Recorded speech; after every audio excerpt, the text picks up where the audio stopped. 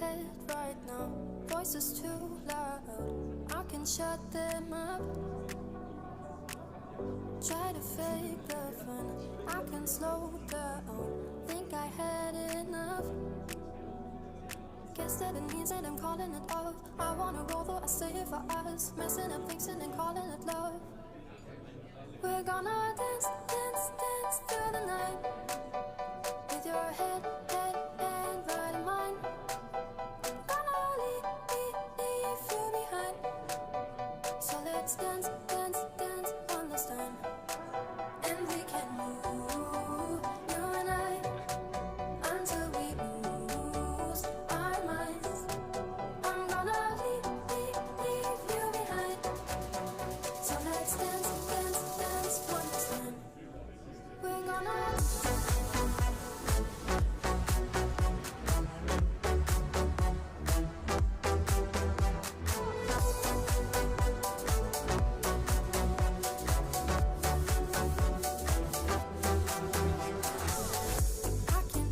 I can breathe, just a part of me. This is what we need. But we're no offline. Sometimes good things hurt. I can stay to please.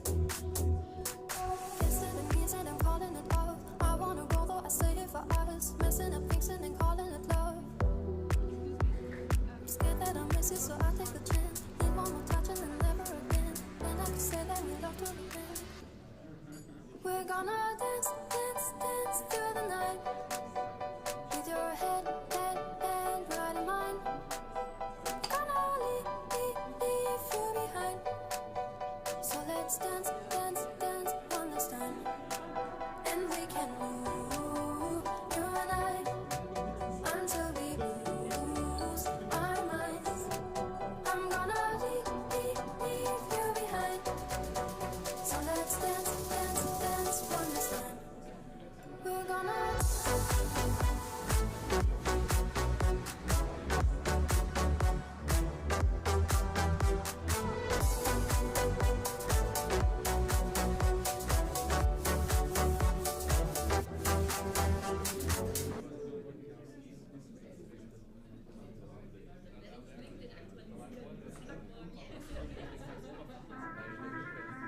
Hey Gia, are you ready?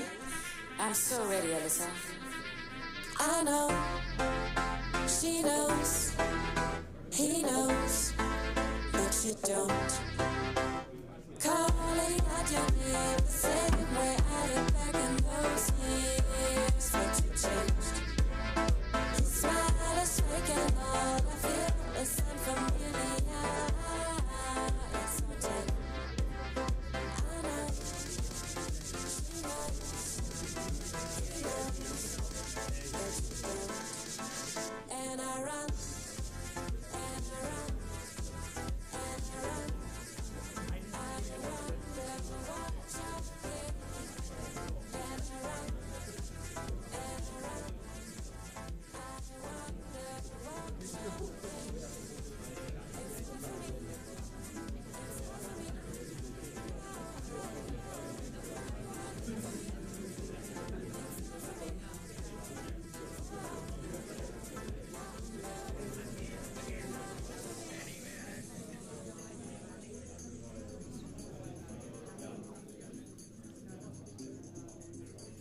Can't look me in the eyes. I'm busy getting compliments from these guys. I realize getting all these compliments from these guys, and I realize that it's not for me. Getting all these compliments from these guys, and I realize that it's not for me. I know.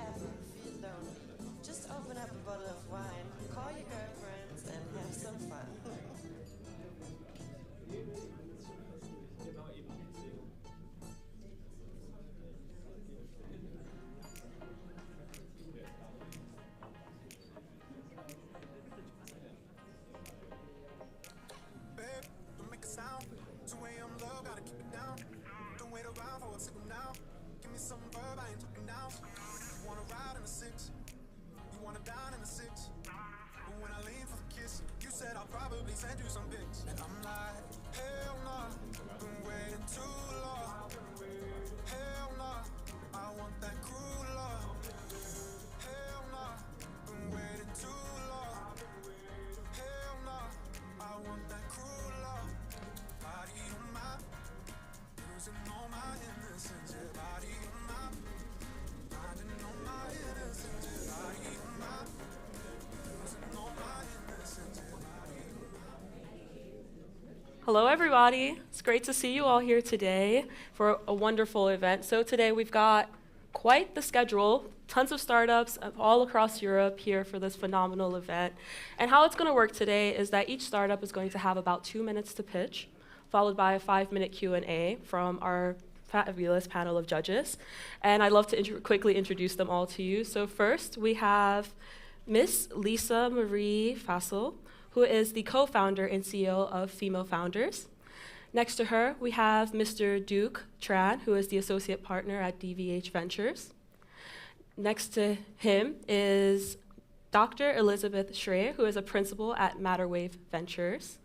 Next to her, we have Konstantin Zedelius, who is the VP at Atomico. And last but not least, we have Andreas Riegler, who is the co-founder at Apex Ventures. So with that being said, we don't have very much time, and this is very quick, so I'd like to introduce our first startup of the day, which is Repower, coming all the way from Greece. So I'd love to hand over the stage to them.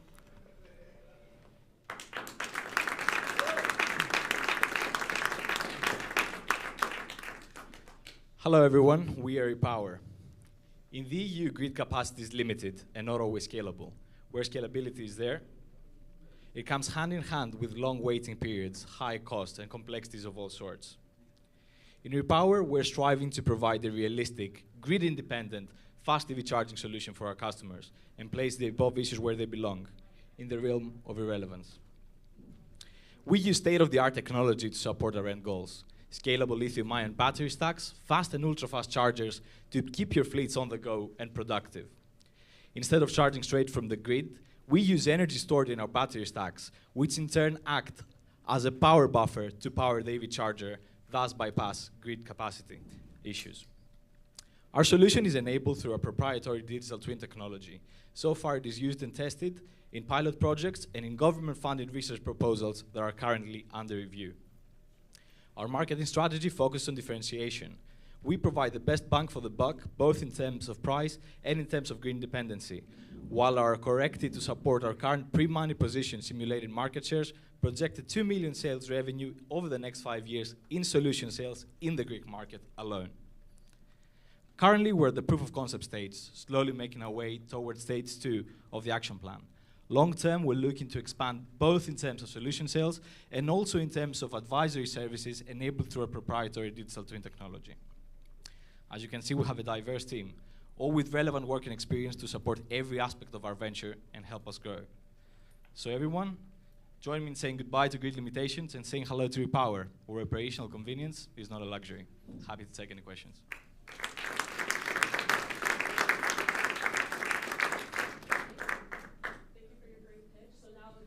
Up to the judges for questions. Well, maybe I can start with the first question. Can you talk a little bit more about the uniqueness of your technology? I didn't quite get that. You said it's called digital twin technology. So what makes your... Yeah, so our digital twin technology basically is a predictive physical electrical model that accounts for energy balances, and it has an accuracy of over 85%, was our lowest one, but it usually frequents around 90. So basically what it enables us to do is go in, make a case study for any given client and observe and actually find out exactly the needs that they have to power their EV fleets and take into account the grid limitations that are present in any given scenario.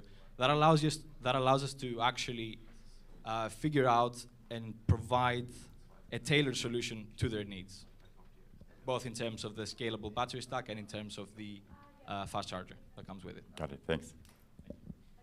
Could you maybe elaborate a little bit more about the business model and dive into some numbers, because I think that's a part that I've been missing a bit.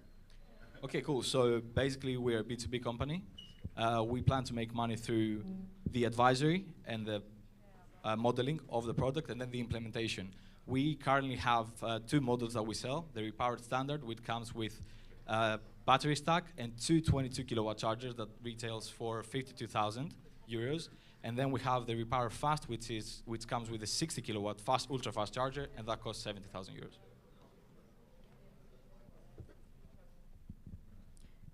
I would like to go back to the technology.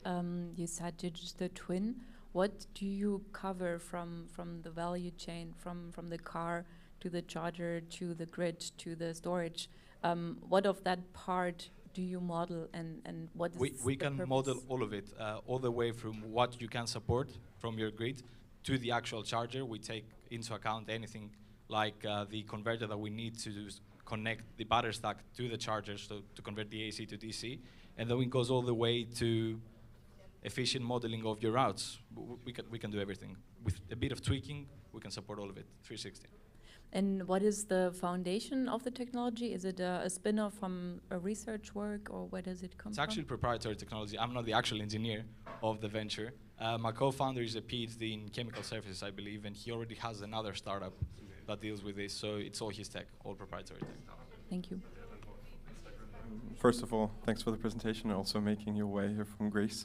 Maybe just a quick question on the fundraising journey ahead. You show the roadmap and what you want to achieve over the next few years. It would be interesting to understand how you think about the next fundraise and where that gets you on the roadmap. Well, it is subject to change because we just applied for a government fund just 3 days before I came here, actually. If we get that, that will give us 350,000 and support us for the next 2 years. So apart from that, we would like to raise money. I cannot give you an exact figure right now because that is pending, so everything will change or not.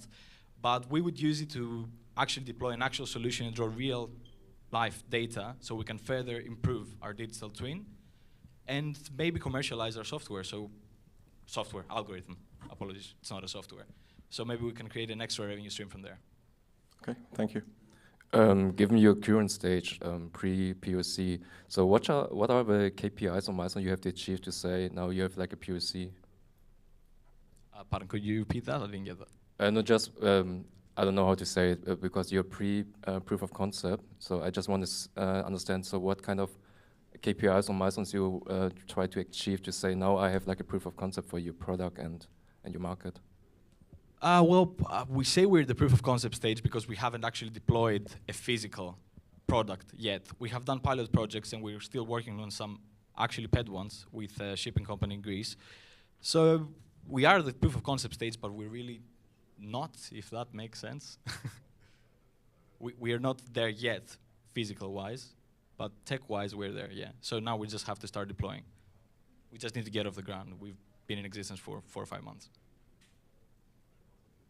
Amazing. Well, thank you so much, Alex, for taking the time. Thank you for your questions. We appreciate it. Awesome. Great. Next up, hailing all the way from Norway, we have Skypass. So Skypass, please take the stage. Thank you.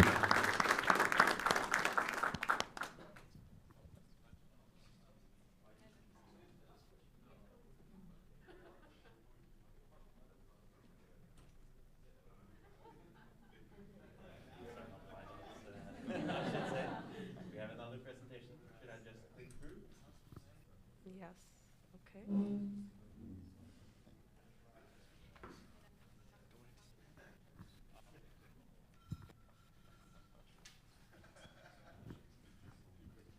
I think they're setting it up right now. Just a moment. Sorry.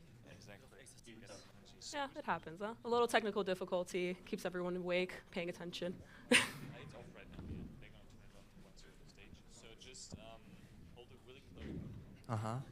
Yes.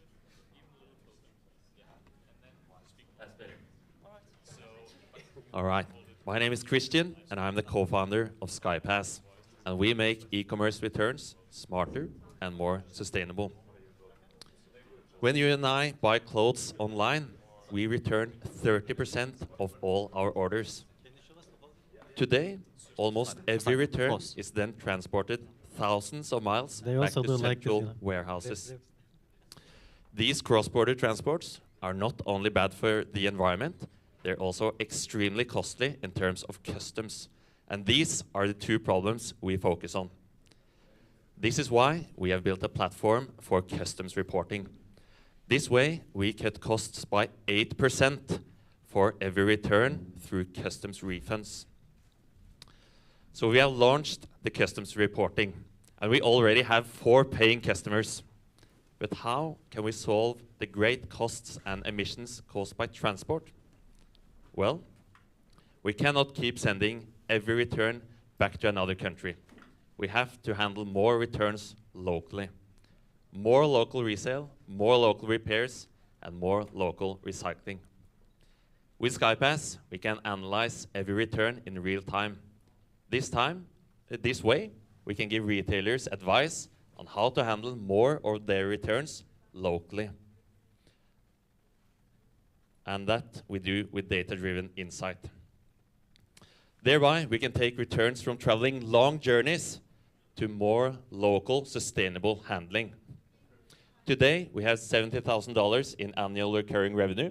We have a partnership with a logistics company, and we're launching a pilot on our return analysis next year. Returns are a $1 trillion problem, and we're starting with fashion e-commerce, as these have the greatest pain. We are an interdisciplinary team with experience from startups, and we are here to make e-commerce sustainable. Thank you.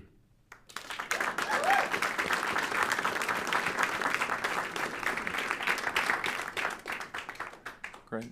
Thank you for your presentation. Maybe one question. What kind of infrastructure is typically needed from the customers that you serve? And what does that kind of mean in terms of the customer profiles on the e-commerce side that you would want to address as an ideal customer? Thank you for that question. Yes. Could you Of repeat course. the question? Yes, happy to. So essentially what you're saying is you're redirecting the returns to local facilities to make it better and more efficient, right? So these local facilities, are they typically provided by your customer? These facilities are typically provided by partners of Skypass, as we rely on partners for example, local warehousing, local outlets, or local repairs. Okay. And what are the types of e-commerce companies that you would ideally address? Is it medium-sized companies, smaller e-commerce companies, is it larger ones? What we're seeing is that the biggest online retailers, they are tech companies like Zalando, for example, and they can provide solutions for themselves, but we are focused on the mid and small-sized companies that sell internationally.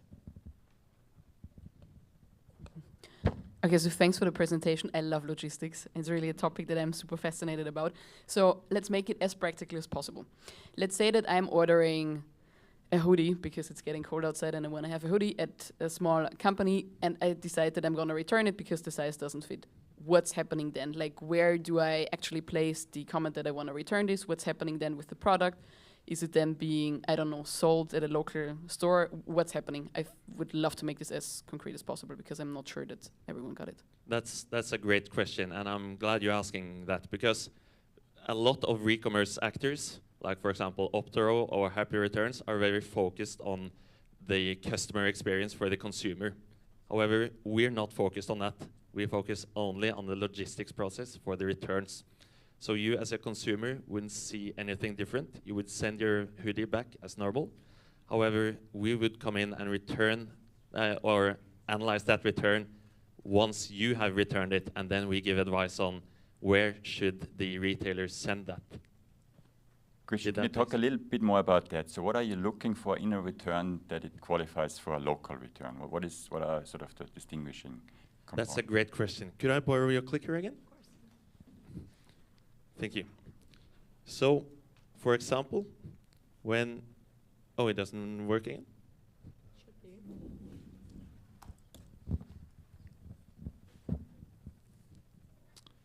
So, when a package is returned, we can instantly know what article is that, what's the likelihood of resale, what's the refundable customs, what's the recyclability.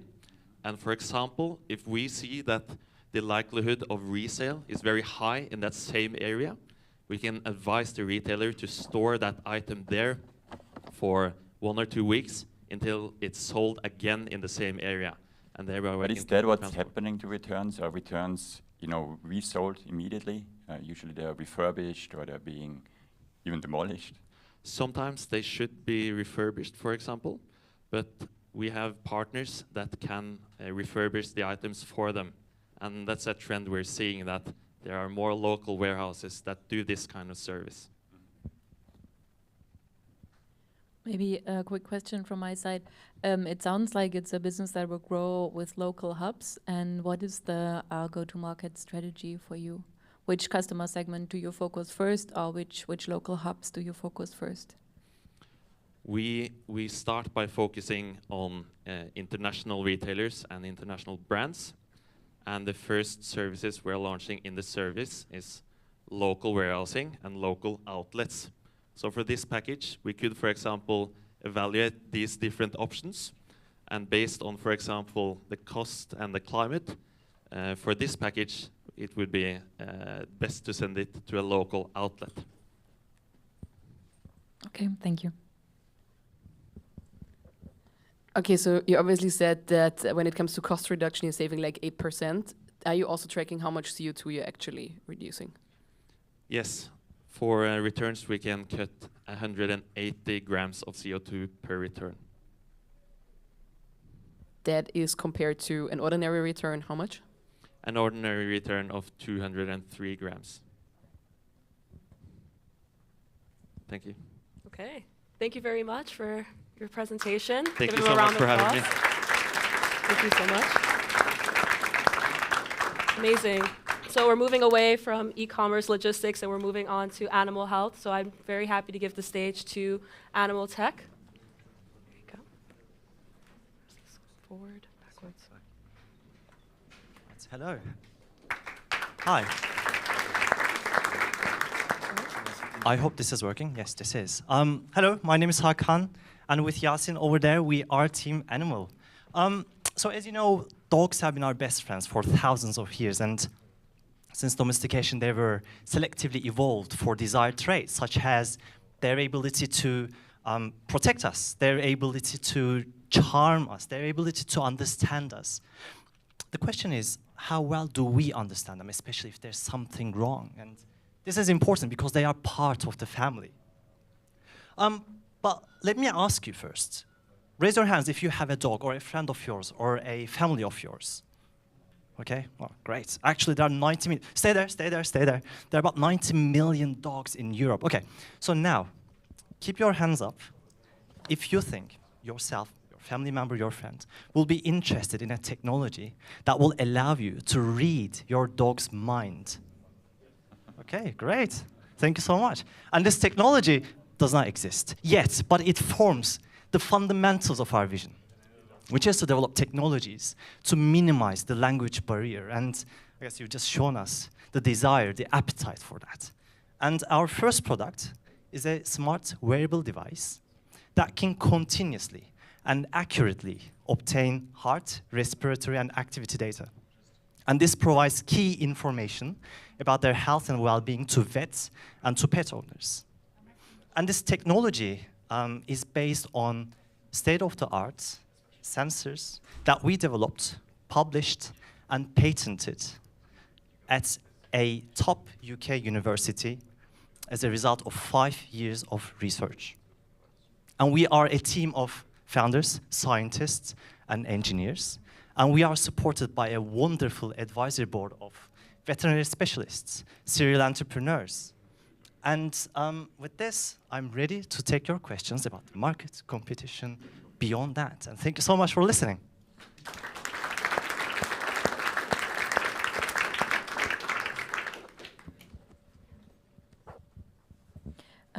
Thank you very much for the great pitch. First of all, it's very challenging to focus on questions when you show a lot of dog movies.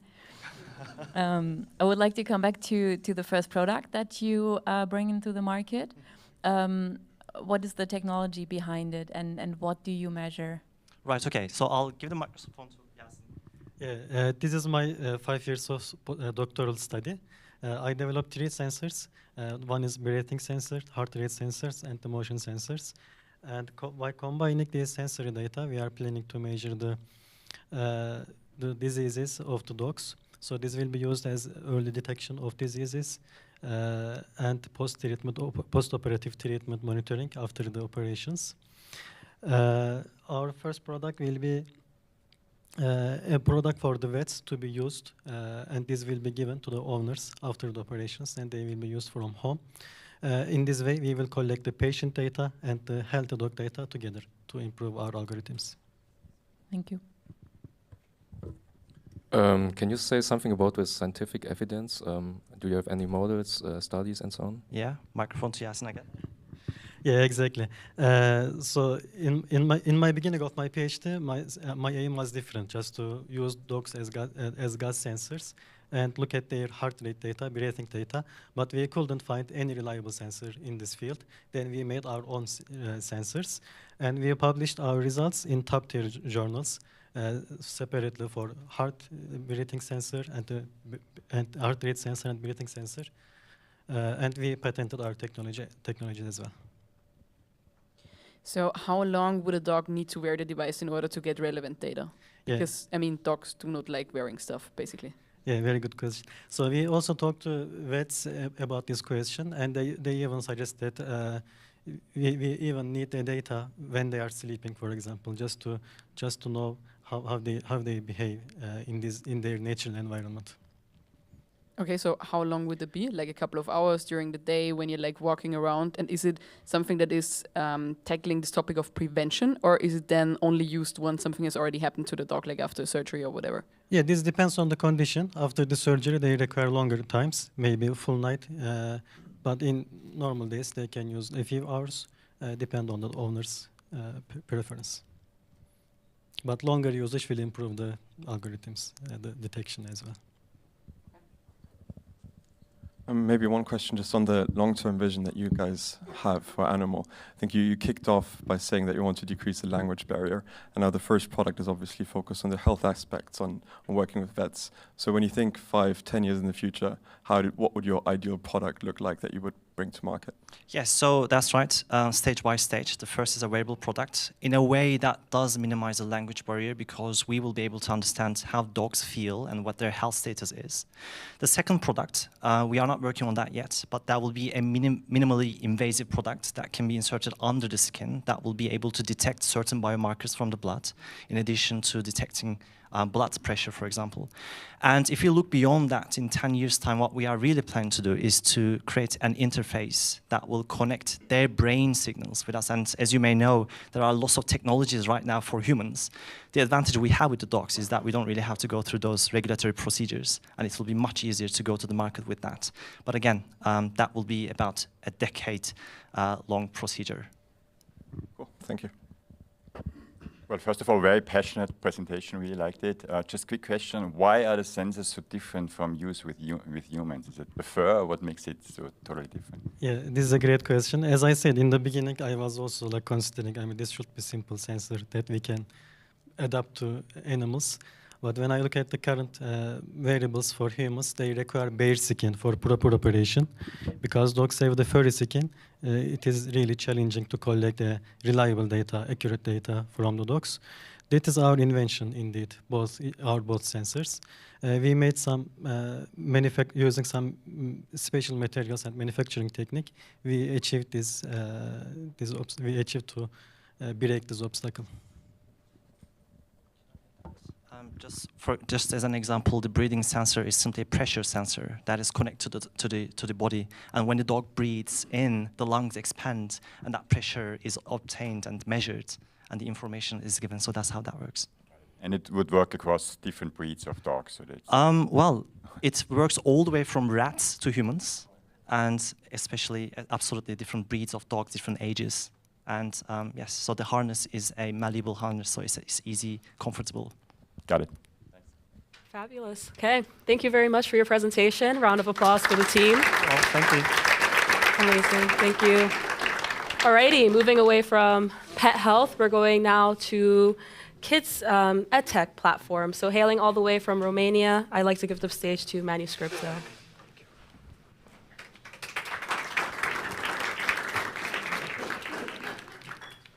Hello, I'm Tudor, and I'm the CEO of Team Manuscript. Nowadays, there are a lot of problems, but today we'll tackle the educational one. 1 in 5 adults lacks very basic skills like reading, writing, and math, and the impact is massive. Each year, more than 900 billion euros are lost due to illiteracy. We envision a world where every child has access to a basic level of digital education, and our mission is to educate the next billion kids. The solution is an app that teaches kids the fundamental skills to live by: reading, writing, and math. Until now, we focused on writing and math, but we'll move on to reading as well. We had focus groups with teachers, surveys for parents, and we talked to many kids. Then we got to the real fun part, testing with real users, where we got a lot of valuable feedback that we implemented. The features that differentiate us from the competition are in-depth, real-time feedback based on artificial intelligence algorithms, gamification with a customizable avatar, and a dashboard for monitoring progress. There will be a free version and 2 monthly subscriptions for 3 or 5 euros. We'll have the beta launch at the beginning of next year. Then in Q2, the official launch with the first paying customers. Throughout the year, we'll do some strategic partnerships. And then in 2024, we'll prepare for expansion in underdeveloped countries because the product is very scalable. In less than a year, we collected over 70,000 euros from various national and international competitions with no equity shared. Now, here is the amazing team that managed to achieve all of this. Anastasia, former Meta intern, Okta, former Microsoft intern, Paul, former president of BES Cluj, Andrei with a wide range of tech skills, Maria with extensive volunteering experience, and me having previous startup experience. We are more than a team, we are like a family, and we're not alone. We have a team of mentors and advisors for EdTech, business, computer science, educational sciences, and strategy. Thank you for your attention, and let's talk about the future of education.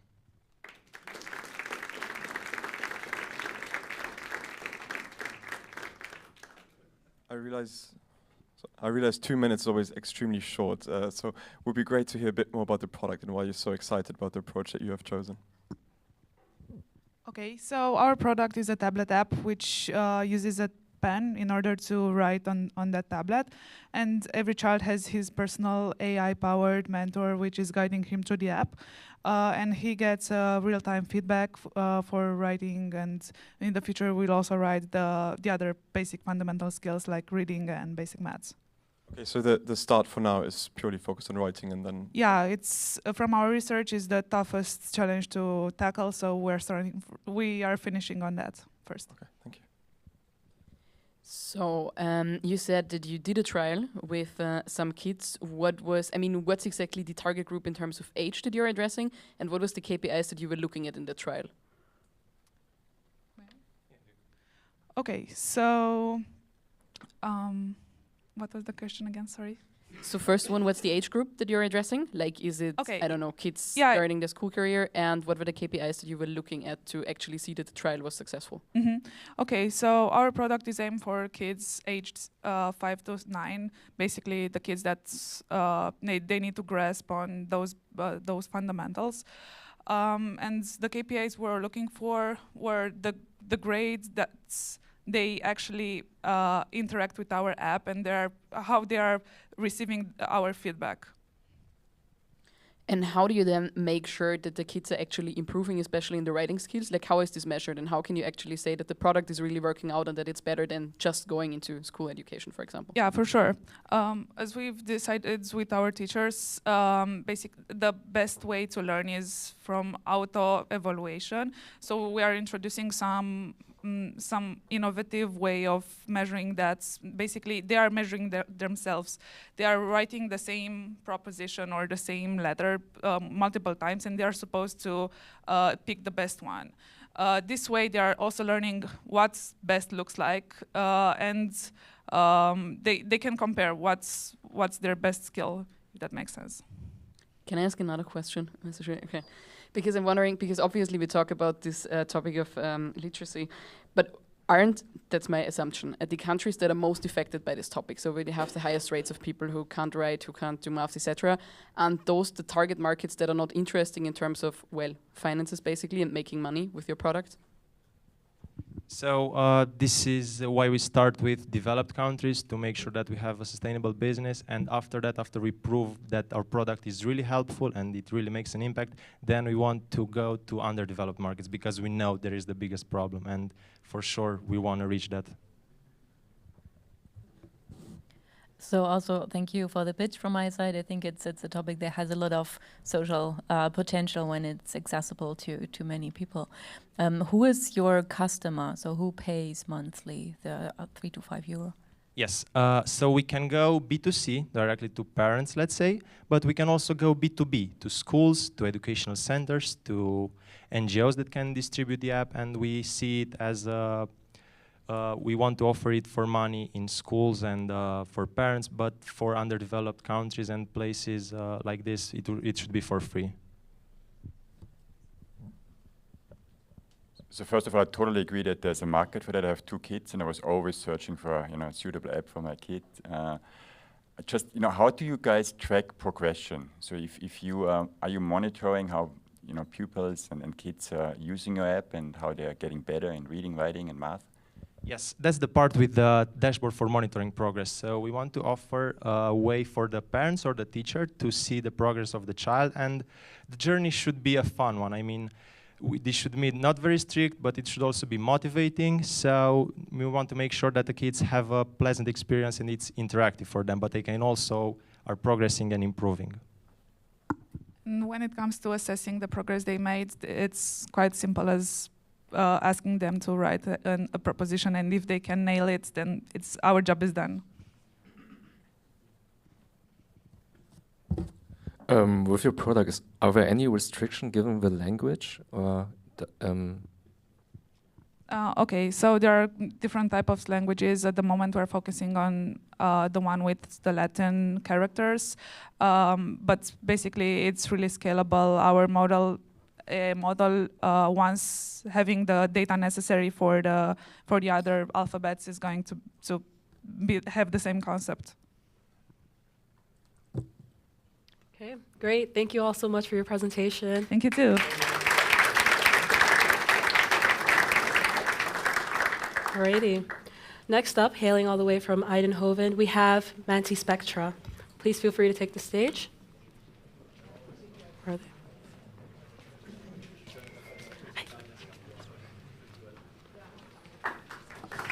Hello.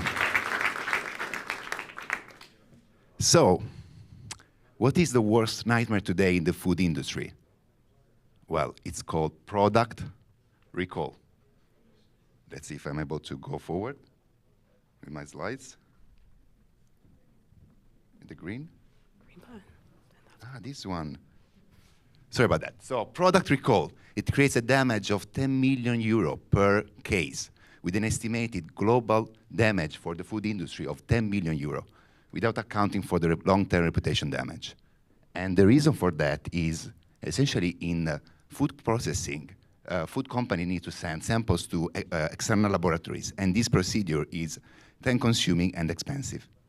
The solution for that is real-time control, to measure what is happening before processing, during process, and after process. And we have developed a tiny photonic chip that is able to measure chemical components or materials using near-infrared light. We call it ChipSense. And compared to existing solutions that are based on laboratory equipments, we have a sensor that can be deployed everywhere for accurate analysis. And we are currently offering our end-to-end solutions to food companies. And our solution is based on a unique hardware combined with data cloud software for data analytics. We are currently busy running more than 20 pilots with major agri-food companies, including 3 of the top 10 food and beverage companies in the world and 2 major dairy producers. And to solve our customer journey, we have a passionate team with deep technical expertise combined with sales and marketing knowledge originating from Eindhoven University of Technology. And with all that said, Mantis Spectra is ready to revolutionize the food quality industry. And this will be the first step towards enabling everybody to make sense of the invisible world around us. Well, it's time to join the Spectra revolution. Thanks.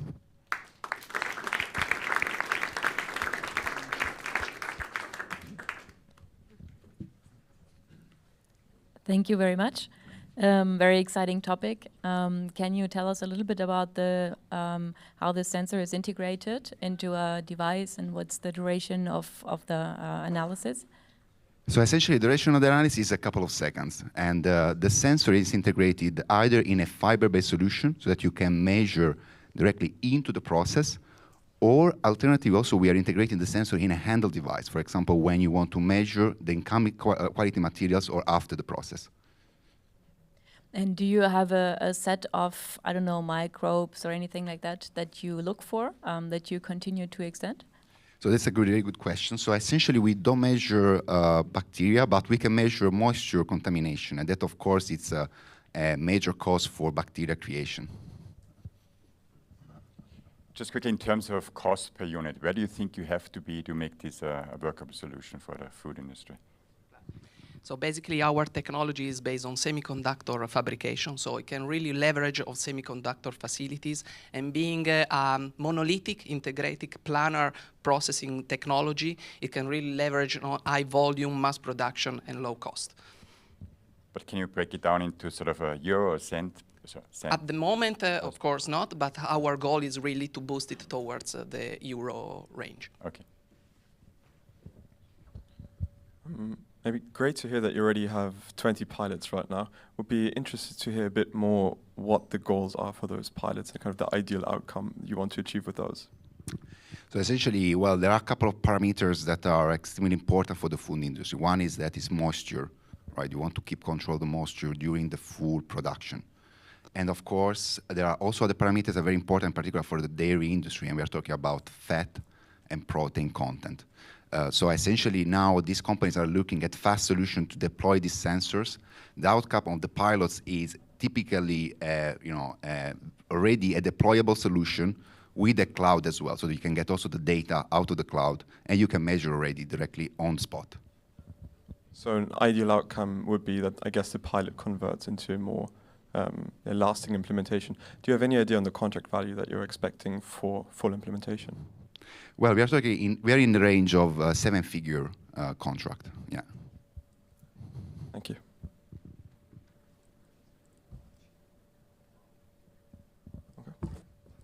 Can you tell us something about the IP patents? So essentially, we have three major IP. One IP is on the fabrication process related to the photonic chip sensor, right? And also how we extract data from the sensor and we create models out of the sensor. Then we have a second IP on the device level, so the system level. We have a very configurable, let's say, device that is able to measure different things like solids and liquid. And also we have a third IP on the system level. So once you want to integrate this on the system, then of course there are few things that you have to take into account. I have one question that is more connected to the fact that you're a spinner from the university. So are those patents and the technology, was this created during your time at university, and is then the university somewhat involved in the company, for example, being a shareholder in the company or any kind of licensing agreements, etc.? Yeah, so despite we are in a business session, we are, let's say, the original researchers behind the technology, and we are the founders of Mantis Spectra. The first patent was originated after 6 years of research at our technology, and has been licensed and transferred to Mantis Spectra. So the patent on the chip. And the second two patents have been generated, in Mantis Spectra and belongs to Mantis Spectra. So it's a combination of long expertise in III-V semiconductor processing, the origin of the first patent, and let's say adaptation of that new patents based on the request of the customers. Okay. Great, thank you for your presentation. Round of applause for the team. Thanks.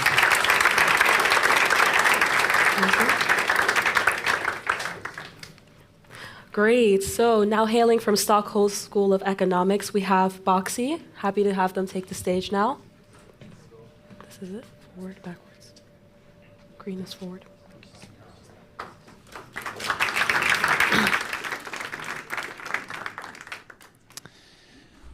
A lot has happened within last mile delivery of parcels. However, one area that has been lagging behind is home delivery of groceries.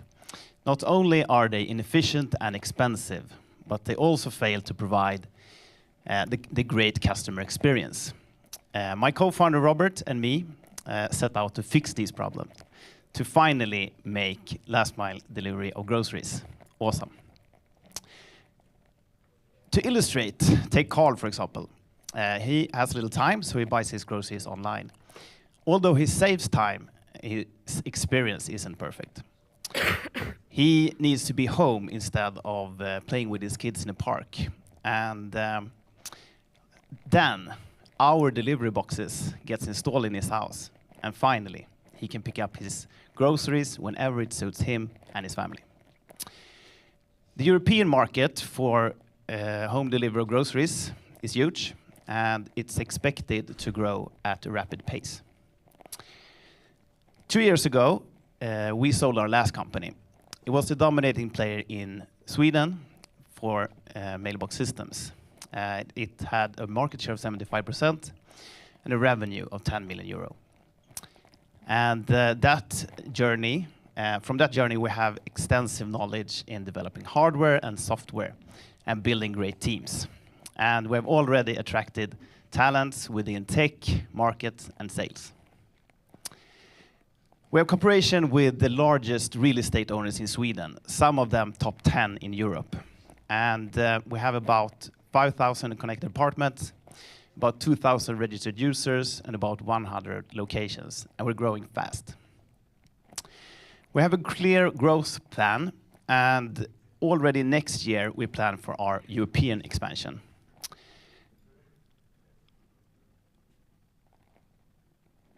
And guys, it's 2022. Your deliveries shouldn't rule you. You should rule your deliveries. Thank you.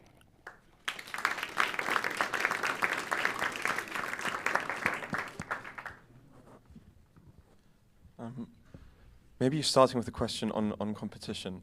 In Sweden especially, there are other players like Instabox, which enable you to have deliveries into lockers close to your apartment.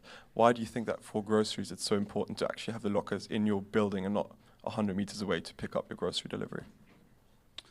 Yeah, for once, typically grocery order is a lot larger than a typical parcel. I mean, a parcel is a lot smaller and it's a lot handier. You don't want to carry 5 bags out in the rain. And the second thing is that since our lockers are refrigerated, we need to have active cooling. So that means that we need to have a controlled environment, which means that we need to be indoors, and we think that the best place is as close as possible to the home. Absolutely. Maybe a second question on competition. I mean, the alternative for grocery delivery today is when you're home, of course, you do the 10, 20-minute delivery and have a pretty decent experience, I would say, most of the time. How do you think about that as an alternative to the solution that you're offering? I think it's a complementary solution. I think it depends on what kind of shopping you're going to do. If you're standing there and cooking your dinner, you need that specific ingredient. I agree with you 100%. But if you're doing your weekly shopping and you don't really need to have it in 10 minutes time, it's quite inefficient and expensive to do it that way. Okay, thank you. Thank you very much. One question is, when I think of the typical apartment buildings where I live in Munich, it's usually not enough space even for bicycles or strollers in the first floor. So where do you place the boxes? That's a great question. That was actually our biggest thing with why we developed the box ourselves from the beginning. So we find a place in the entrance somewhere. They don't need to have internet connection. We basically just need electricity. So we can place them 1 floor down, 1 floor up. But typically we tend to find the solution because these boxes are quite small compared to, like, if you think of a click and collect locker outside the supermarket, which is 70 or 80 centimeters deep. These are 40 centimeters deep. And that's just because we want to be able to fit them into existing buildings. So I have a question that is more connected towards where the industry is moving, because this week I was having a conversation with the CEO of a grocery delivery company, and he was basically saying that their long-term vision is that they actually deliver the products directly into the apartments of people so that you never have an empty fridge, and they're basically predicting what you need. So is this a solution that is then going to be ready for the future, or is this just something that we need along the way until they can realize the vision of really delivering into the apartments even when people are not at home? I see you like the question, you're already smiling, so yeah. Yeah, I mean, the thing is, we have actually tested that in Sweden. We have a company called Malte that for the last 3 years tested that out. They actually aborted that whole thing with in-house delivery for 2 main reasons. One was that people didn't want to have people just entering their apartment. But the other one was that it was too expensive. Because the main problem when we speak to the grocery stores is actually to find economy in this whole delivery system. And one of the main culprits is that the delivery is too expensive. So to spend more time and delivering into someone's fridge, they need to charge the end customer for that. And people don't really seem to be like that likely. So we think that this is like a good compromise. This is close to the apartment, but it's still less expensive than a normal home delivery. Well, thanks again for the presentation. So the commercial traction was quite impressive, actually. I think 5,000 apartments. How does that translate into actual number of boxes? How many boxes out there currently? So we roughly have, I think it's around 120 boxes, but these are modular boxes, so we can basically put in more boxes as the volume grows. Mm-hmm. So now this is more like been a landmark challenge to try to put up as many locations as possible, and then we try to grow into the locations. Got it. And just a quick follow-up in terms of user experience. So you have apparently 3 different boxes with different refrigeration temperatures. How usable is that? You know, if I do some shopping, just a few grocery items, I have to collect them from the 3 different boxes? Yeah, that's a great question, because that's one of our main thing that we have developed, that all the boxes can be set to any temperature depending on the delivery. So we can have frozen in all the compartments for one delivery. And then the next delivery, we have cooled in one and frozen in 2, for example, whatever. Mm-hmm. Got it.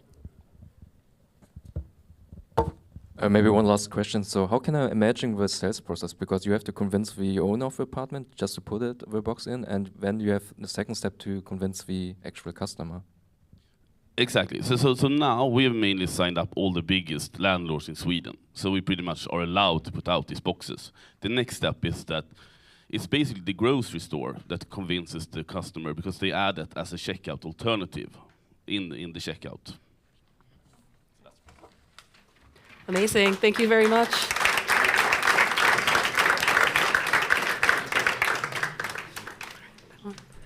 Great, awesome. So now we're moving into a new space. We're going into fintech. Hailing from Maastricht University, we have SafeStrike.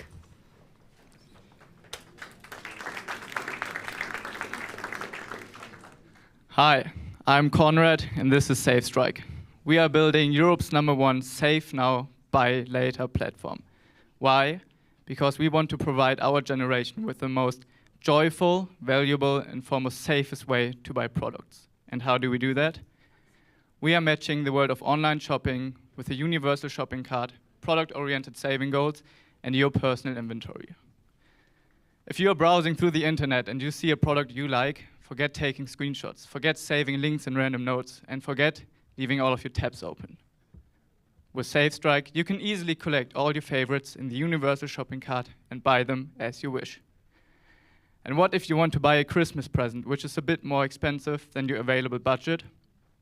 No problem. Just create a savings goal matched to the specific product you want.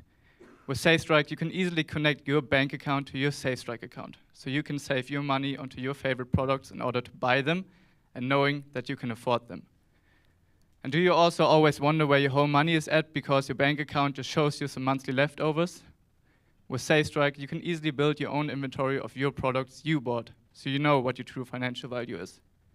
With SafeStrike, we combine the digital banking and digital payment market and therefore target a market of 136 billion US dollars. Our business model consists of a freemium for consumers and transaction fees for merchants. We founded SafeStrike in February this year, raised a pre-seed funding of 1.1 million euros in June, moved to Berlin, and are now finalizing our product for the market launch. And do we have great features planned for the future? Of course. What about reselling products over a third-party marketplace integration to enhance the sustainable consumption life cycle? And what about investing instead of saving to protect your money from inflation? Our team says thank you, and if you prefer buying a product knowing that you can afford it, SafeStrike is your tool to buy the right products for your lifestyle. Thank you very much.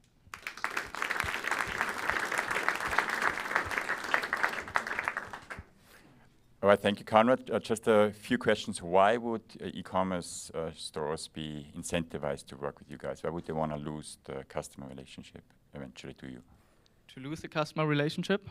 I think that's one of the things which we are also solving, because I think if you want to buy a product which is more expensive, like for example 200 euros, behind every payment process there's like also a saving process. And now the normal saving process is in your back of the hand, it's passive. And with SafeStrike it's actually active, because now the merchant is connected to the consumer who wants to save. And now because of the bonding, the consumer and the merchant actually knows what happens with the payments in the future. So this is.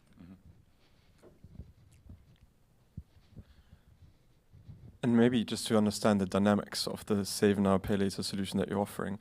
So can you, if you find something that you really want to buy, let's say a couch for 500 euros, can you instantly click Save Now, Pay Later and then have like monthly payments until you are able to afford it? Or is it always the wish list first and then kind of actually do the transaction in a month or two? No, you can choose between both of them. So either you put it in your shopping cart because you just want to save that, or you actively know you want to have that couch, and then you just make a savings goal out of that and you directly save on that. So do you feel like the main value proposition to the e-commerce shops will be improved conversion, because now you have kind of PayPal, Klarna, Buy Now, Pay Later, and the third option with you guys? Yeah, exactly.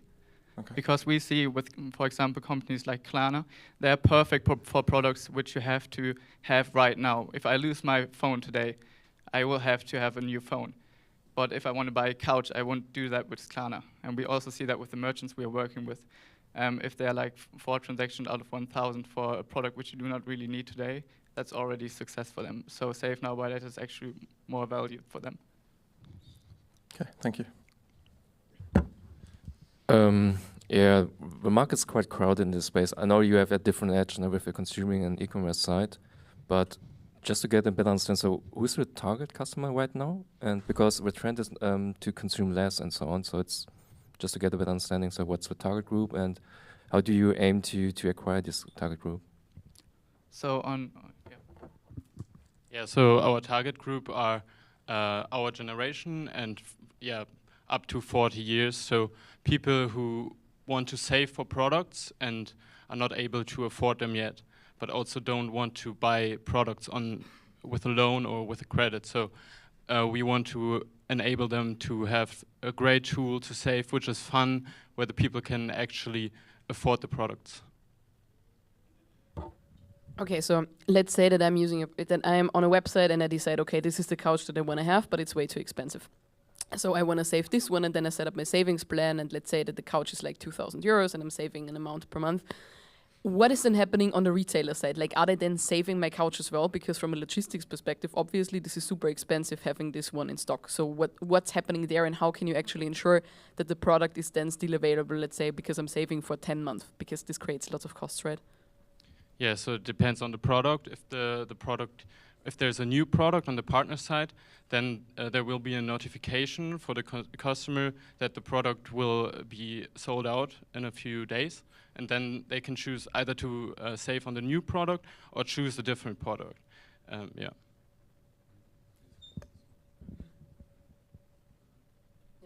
Just thinking about the fact if I would like this from a customer's perspective, because probably the answer is no, because if I would then get the notification like, hey Lisa, sorry, but you've already saved 800 euros, but the couch is like 2,000 and now there's a new one, sorry, yeah. That's probably annoying. Yeah, they will get the notification before that.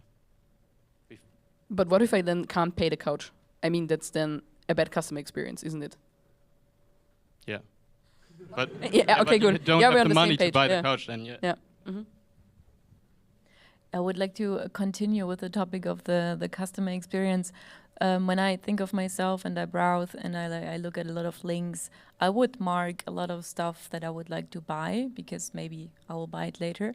But looking at the list, which grows longer and longer, it's also a good thing to forget about this stuff because I didn't need it. So maybe from a customer perspective, when you click on a lot of stuff you want to buy, the list just adds up and then you're either frustrated that you don't buy it or you see that it's not relevant anymore. So this is maybe the first question. Do you think that is a threat to the customer experience? I think not at all, because for the customer it's really valuable to have that function. I think we all like online shopping, but we just forget about all the great products which we saw. And our great function in the universal shopping cart is actually to have categories and say, oh, I'm looking for a nice new shoe. And then I'm adding up all those crazy cool shoe pairs, and then I can also make a saving goal out of that one and link that one to a specific product I really want. And so I can filter all of the different kind of shoes to one specific product in the end. Okay. Second question is, have you got feedback from online retailers that it might be interesting for them from a market insight perspective? Because you maybe generate one more lever of customer interest. Yeah, we got a lot of positive feedback from the partners we are working with, and we already have our first batch for the market launch onboarded some of the companies, and they are really interested, and they also told us that especially for more expensive products, it's a really good option to attract new customers. Just one really quick follow-up question, because I think what Lisa said is really super relevant. Do you have some insight in terms of what the average time you think would have to be in terms of savings? Because I think it makes a big difference if it's 2 months or if it's a year, for example. So for us, saving is not just in time, so like a savings plan if you're investing. For us, saving is like, am I going out tonight and spending 30 euros for a beer, or am I just putting that money into my favorite goal because that enhances my lifestyle? So it's not just about monthly saving rates, it's also just for people who like to think about if I really need that product. And for SafeStrike, you have that option. You have one app where you can put all the different products you really like, and then you can decide later on, do I have the money or do I want to save for that product and then buy it? So for us, saving is not just about, I need 6 months for that, so maybe like 3 times of putting aside 30 euros and then I buy the product. Okay. Thank you very much. Thank you very much. Round of applause for the team. Thank you.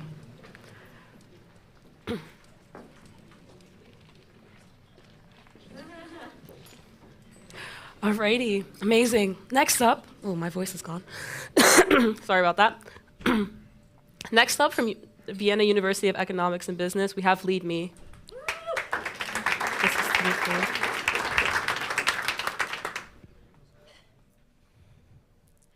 Could you do me a favor and close your eyes just for a few seconds? This is what 43 million blind people worldwide feel like every day. Thanks for participating. You can open your eyes again. My name is Annalena, and I'm introducing you to Lead Me glasses. Usually, blind people use a white cane to detect obstacles, but it can only detect those obstacles that are attached to the ground. But some things aren't. For example, traffic signs, street branches, or mailboxes. For blind people, this makes walking outside even more unsafe.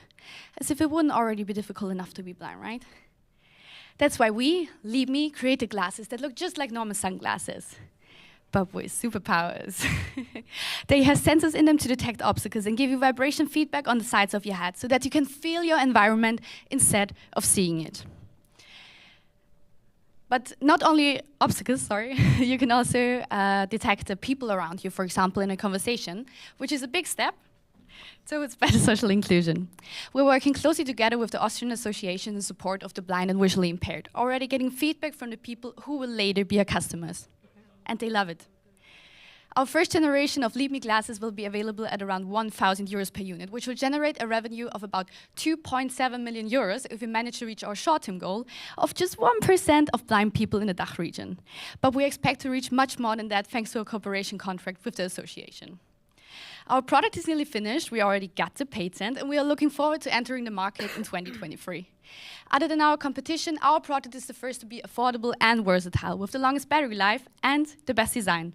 Because according to our interviews, blind people actually do care about their looks. Another step towards better social inclusion. All of this is thanks to our amazing and competent team.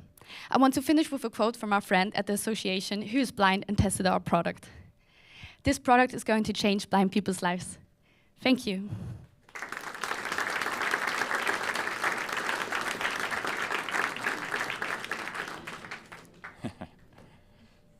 So first of all, really, really well done. Thanks for what you're doing. I think it really leaves an impact. Just quickly, you only had 2 minutes. Talk a little bit more about the experience that blind people have currently using your product. They have the blindman stick or the white cane, and they do not really have a product like this, which is just for exactly for their needs. So there are products, like we saw in the presentation, which fulfill maybe requirements, but are not really for their needs. And when we talked to blind people, they already told us, one woman told us she's wearing a helmet when she's going outside because she's running in obstacles and hurting herself. And yes, I don't think there is an exact product for exactly their needs.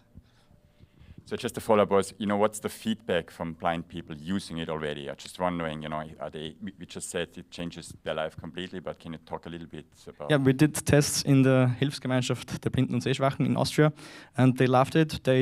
I brought our third generation prototype, and one participant already told us she would buy this because it works fine, already is okay, but there is still another work to do for us, little work, yeah. I mean, it's a lot of responsibility to develop such classes and actually guide people through their lives. So how do you feel about that journey until people can really rely on your glasses and maybe remove the other kind of helpers like the stick that they would have in their daily lives? The first generation prototype shouldn't replace the white cane because I think that's impossible. But we have ideas for further generations to maybe, our product can substitute the white cane. But the first product is not is an additional product. Okay. How easy can the function be copied by the other projects in the market who offer different functions, but also work with glasses? The other products are working with camera systems. So our best advantage is that we are working with sensors to detect obstacles, and that's why we have a much more longer, factor 10 longer battery lifetime. When you use cameras, that's not given.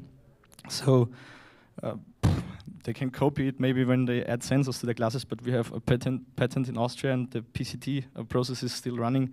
So we hope that prevents us from other competitors. How have you been funded so far? WAW, Wirtschaftsagentur Wien, funded us with a little sum, yeah, but that's all. Okay, and what's the plan going forward? To look for investors to help us to get into the market fast and gain our first money over selling the product, which is the most important part of our story. Okay, so how much are you planning to raise? Hard to say. Maybe to point out the number, 600K would be fine. But yeah, the more the better, and the more the faster we can enter the market, the more employees we can hire. So every process is going faster. Yeah, we will start the second generation from now on when we have more money. Gotcha. I would have one more question. So where are you producing the glasses right now, and or where are you planning to produce the glasses once you're launching it next year? And what's the production cost or the estimated production costs? That's hard to say because the production costs depend on the number of products we want to produce. But to point out the number, the production costs will be lower than €100, and the prototypes we are producing in-house. So I'm the technical guy with the bad English, and she's the PowerPoint lady. Not bad, all good. Are you also talking to insurance companies just to get a better understanding? So how does the reimbursement work, or you say it's not the part of strategy right now? So who's paying it? Because 1,000 sounds like a lot. I don't know. It's not. It's in our mind for a further product. We have an employee, Stephan, who has studied medical research. He's the guy. So he's starting right now doing some quality processes which are needed to get a medical product. But for the first generation, for the fully blind people, it's not on our list because it takes too long time. Okay. Thank you. Thank you so much for your presentation. Amazing. And we're finally to our last pitch of the afternoon or of the morning. So next up from the University of Cologne, we have Compounder. Hello.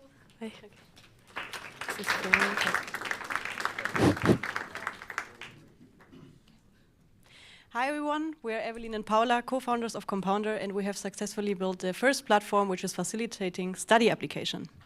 Study application is time-consuming. Prospective students have to file their applications over and over again, and universities pay way too much money to recruit new students and way too much time for manually processing all the 10,000 annual applications for completeness and admission.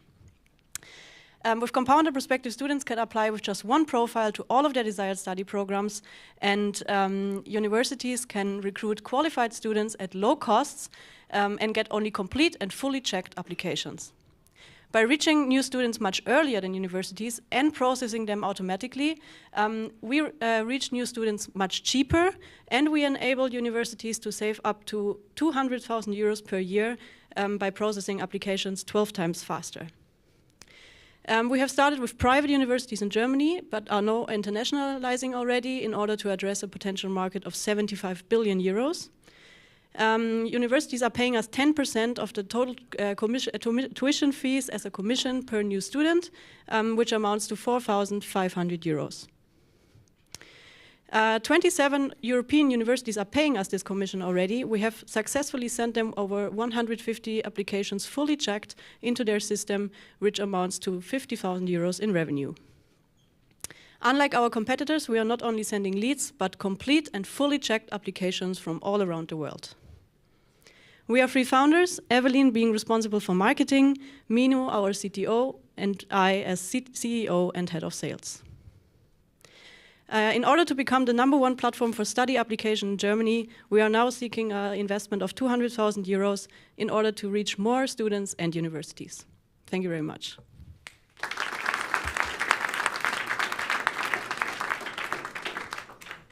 Thank you very much. Great pitch. Can you tell us a little bit more about how you check the profiles, what kind of technology you use? Yes, we have developed some databases that contain all the universities worldwide with their accreditation status in Germany. We have all the secondary school and university certificates, inclusive the status of the entitlement to study in Germany. And we have all the different grading scales from all around the world, which enables us to really check within 1 second whether someone is entitled to study at the study in Germany. But also we are checking the students and whether they are enabled to study at their specific university by getting the requirements from the universities. They are giving us the criteria, for example, what grades they require in order for the students to be entitled to study there. And this is also inside of our databases, and that's how we compare the data of the student with the criteria and our databases. Thank you. Maybe you mentioned this and I missed it, but can you share on where you find the student leads initially and how they become aware of your platform? So we are reaching students much earlier than universities because we are also using search engine advertising, and we are not targeting the students where the universities do, because they are all trying to focus on the specific study program. So for example, international Bachelor in International Management, but we are rather focusing on long tail keywords in the orientation phase, meaning that we can help students to really orientate and decide for their prospective study program.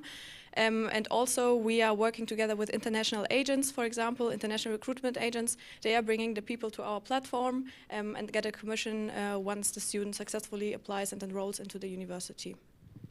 Thank you. And do you also want to help with the decision process, or is it only with applications? Yes, we are currently partnering up with another startup that built a study orientation test.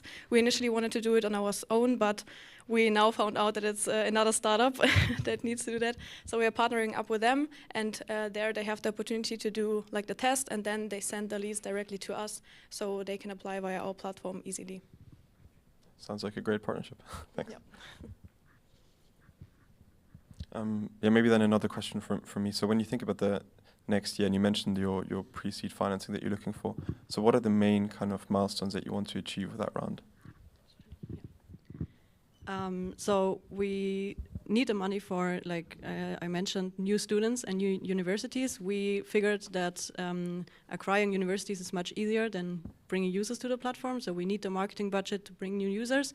Our goal is to have 60 universities by the end of the next year, but actually we will have 60 by the end of this year already, so our plans shifted a little bit. So our goal is to have at least 150 universities by the end of the next year. We want to have 400 enrollments by next year,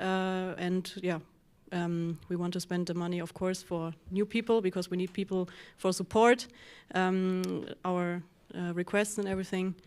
That's how we do it. So first of all, I think we saw 15 startups today, and you're the ones that most directly ask, for something, which is great, I think, as an investor. Let me sort of revert it back to you. What type of investor are you looking for? Who would be a perfect investor for this upcoming round? Yes, yeah, it's true. We are not only looking for money.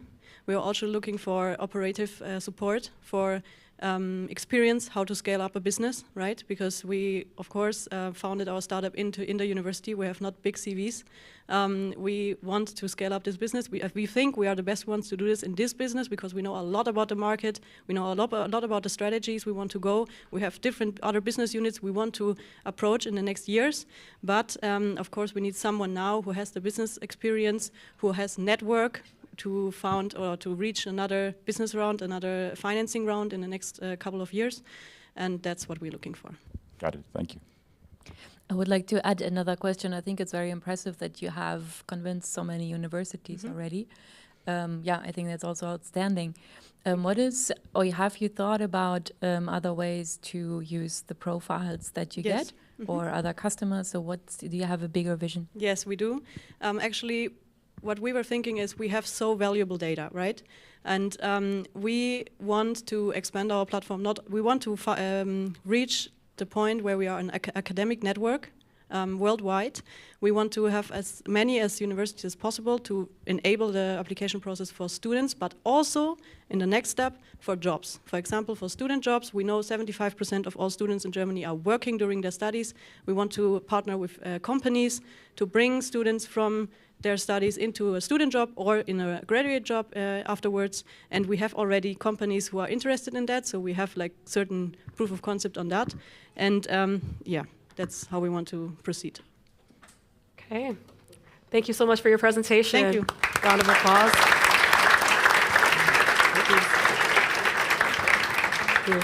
Alrighty, so with that, we are at our last presentation for this morning. So thank you all for joining us and attending. Great job to all of the startups that presented. I know this is going to sound very American of me, but everyone is a winner. Getting up here is really hard to present to everybody and get your pitch across and answer these questions on the spot. So please, one more round of applause for the startups. And now there's going to be about a 30-minute coffee break, so feel free to take a break and come back here at 11:45 for the next round of pitches. Thank you all.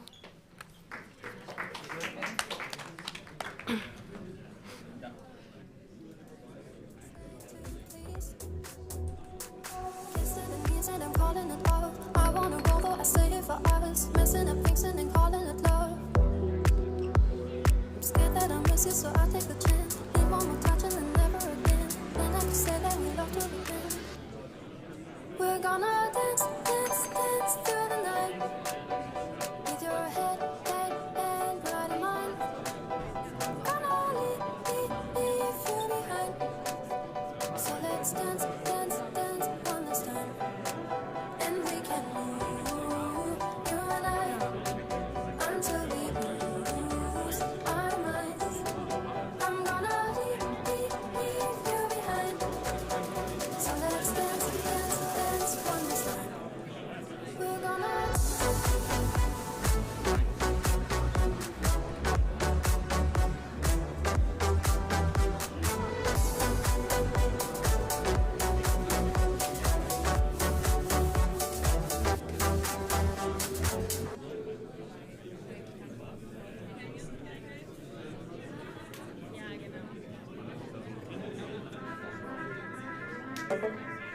Hey Gia, are you ready? I'm so ready, Alyssa. I know, she knows, he knows, but you don't. Calling out your name the same way I did back in those years, but you changed. Your smile is fake and all I feel is unfamiliar. It's on tape. I know. She knows, he knows, but you don't. And I run, and I run, and I run. I wonder what you're thinking. And I run, and I run. I wonder what you're thinking. It's not for me, it's not for me. Now I know you are not for me. It's not for me, for me. Now I know you are not for me.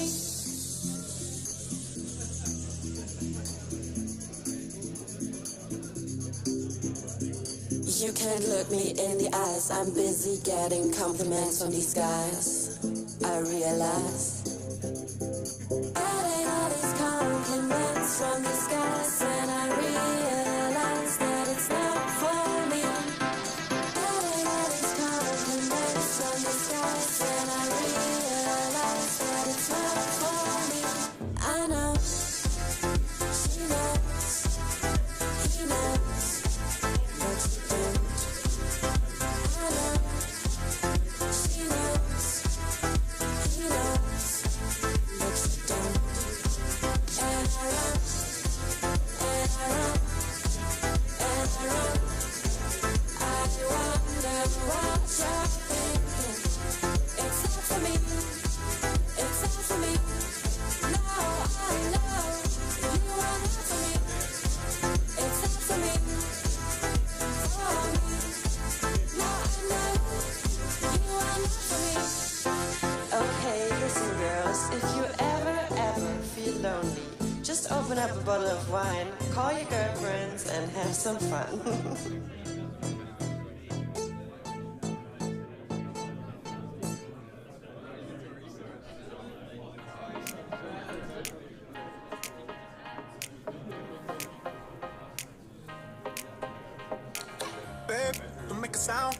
way I'm low, gotta keep it down. Don't wait around for a signal now. Give me some verb, I ain't talking now. You wanna ride in the 6, you wanna dine in the 6. But when I lean for the kiss, you said I'll probably send you some pics. And I'm like, hell nah, been waiting too long. Hell nah, I want that cruel love. Hell nah, been waiting too long. Hell nah, I want that cruel love. Body on my, losing all my innocence. Yeah, body on my, finding all my innocence. Yeah, body on my, losing all my innocence. Yeah, body on my, finding all my innocence. Yeah, body on my, losing all my innocence. Yeah, body on my, finding all my innocence. Yeah, body on my, losing all my innocence. Yeah, body on my, finding all my innocence. Yeah, on my, on my, on my, on my innocence. Yeah, on my, on my, on my, on my innocence. Yeah, on my, on my, on my, on my innocence. Yeah, on my, on my, on my, on my innocence. Babe, just hit the pedal. If things go wrong, it's just incidental. My bad, never got the memo that you never have fun while you're in the limo. Yeah, you wanna ride in 6, you wanna dine in the 6. But when I lean for the kiss, you said I'll probably send you some pics. And I'm like, hell nah, been waiting too long. Hell nah, I want that cruel love. Hell nah, been waiting too long. Hell nah, I want that cruel love. Body on my, losing all my innocence. Yeah, body on my, finding all my innocence. Yeah, body on my, losing all my innocence. Yeah, body on my, finding all my innocence. Yeah, body on my, losing all my innocence. Yeah, body on my, finding all my innocence. Yeah, on my, on my, on my, on my innocence. Yeah, on my, on my, on my, on my innocence. Yeah, on my, on my, on my, on my innocence. Yeah, on my, on my, on my, on my innocence. Yeah.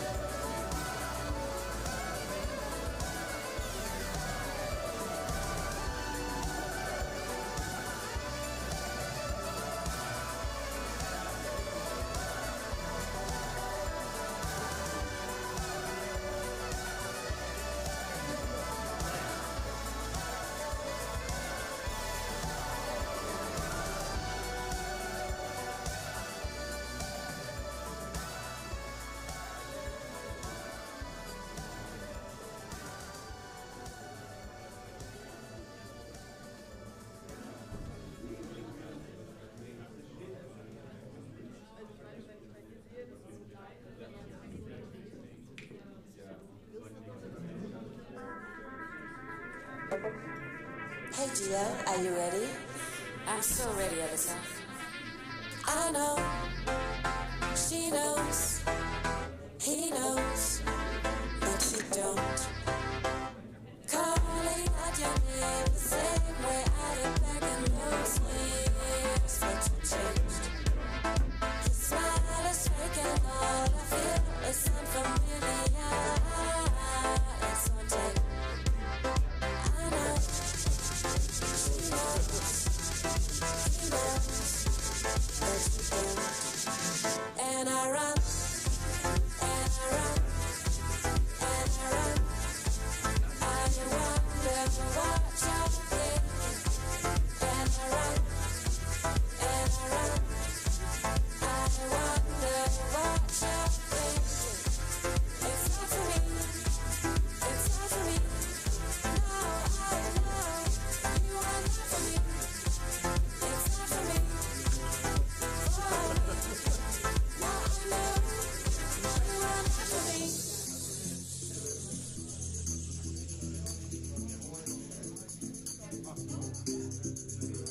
You can't look me in the eyes. I'm busy getting compliments from these guys.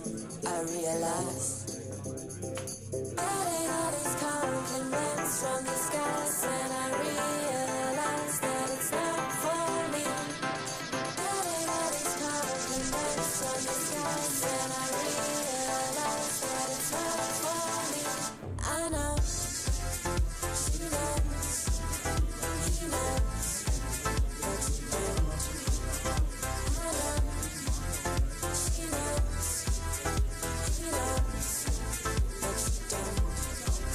And I run, and I run, and I run. I wonder what you're thinking. It's not for me, it's not for me. No, I know you are not for me. It's not for me, for me. No, I know you are not for me. Okay, listen girls, if you ever feel lonely, just open up a bottle of wine, call your girlfriends and have some fun.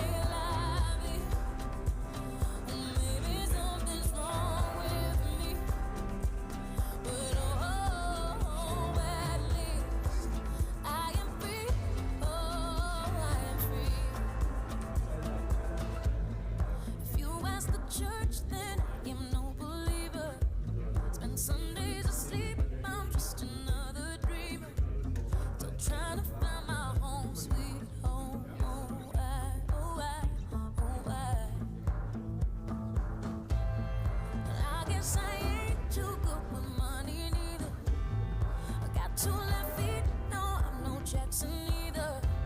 Just trying to find my way some way. Oh, why, oh, why, oh, why? To know, say la vie. And maybe something's wrong with me. But oh, at least I am free. Oh, I'm free. Yeah, oh, say la vie. And maybe something's wrong with me. But oh, at least I am free. Oh, I'm free.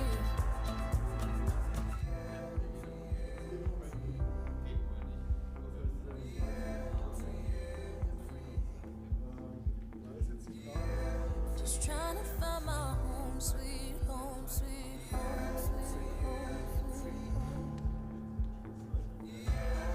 I drink a little more than recommended.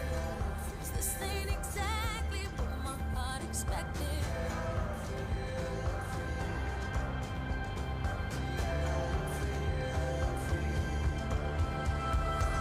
Oh, say la vie. 'Cause maybe something's wrong with me. Oh, at least I am free.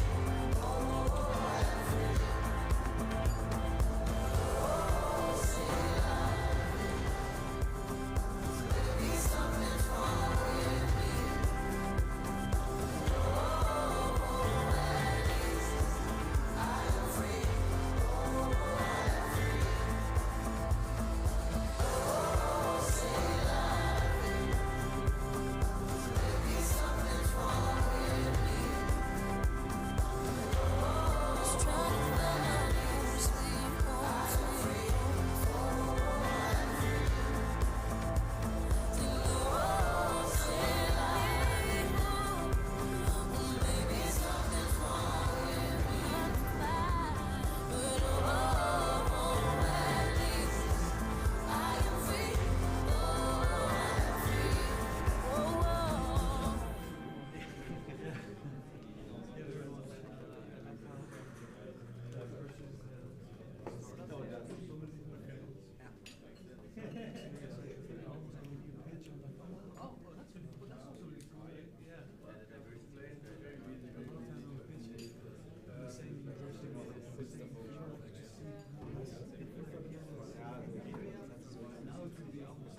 in my head right now, voices too loud.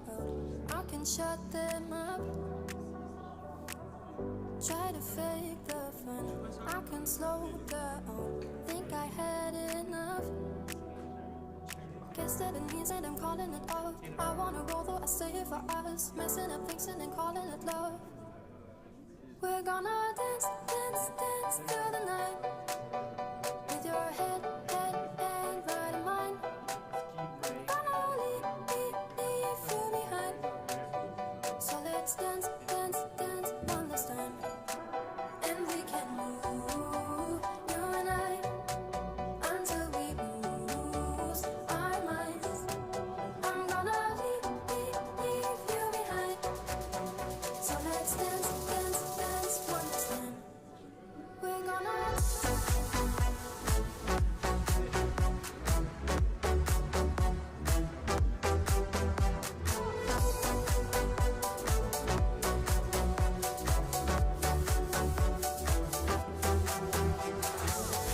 I can eat, I can breathe, just a part of me. This is what we need. But you know I've learned, sometimes good things hurt. I can stay to please. Guess that it means that I'm calling it off. I wanna roll though I say it for us. Messing up, fixing and calling it love. I'm scared that I'll miss you, so I take the chance. Need one more touch and then never again. And I can say that we love to the end. We're gonna dance, dance, dance through the night. With your head and right in mine. Gonna leave you behind. So let's dance, dance, dance one last time. And we can move, you and I.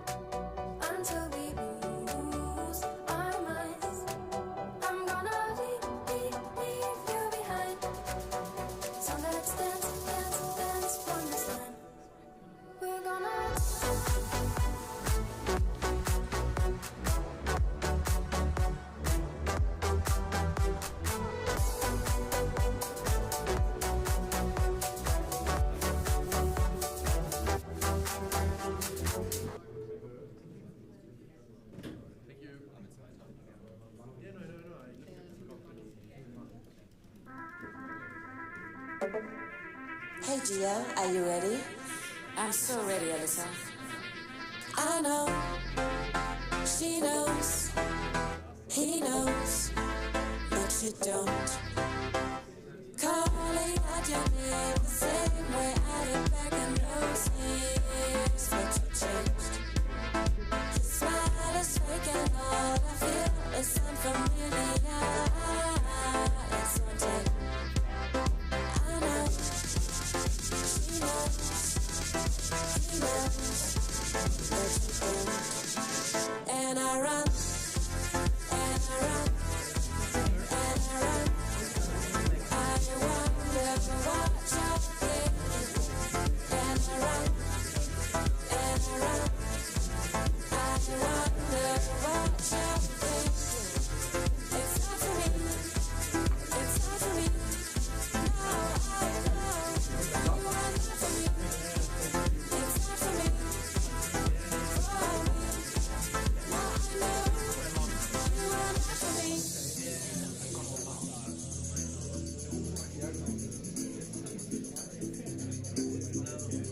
You can't look me in the eyes. I'm busy getting compliments from these guys. I realize getting all these compliments from these guys, and I realize that it's not for me.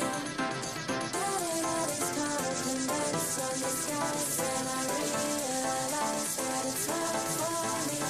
I know, she knows, he knows, but you don't. I know, she knows, he knows, but you don't. And I run, and I run, and I run. I wonder what you're thinking. It's not for me, it's not for me. No, I know you are not for me. It's not for me, for me. No, I know you are not for me. Okay, listen girls, if you ever feel lonely, just open up a bottle of wine, call your girlfriends and have some fun.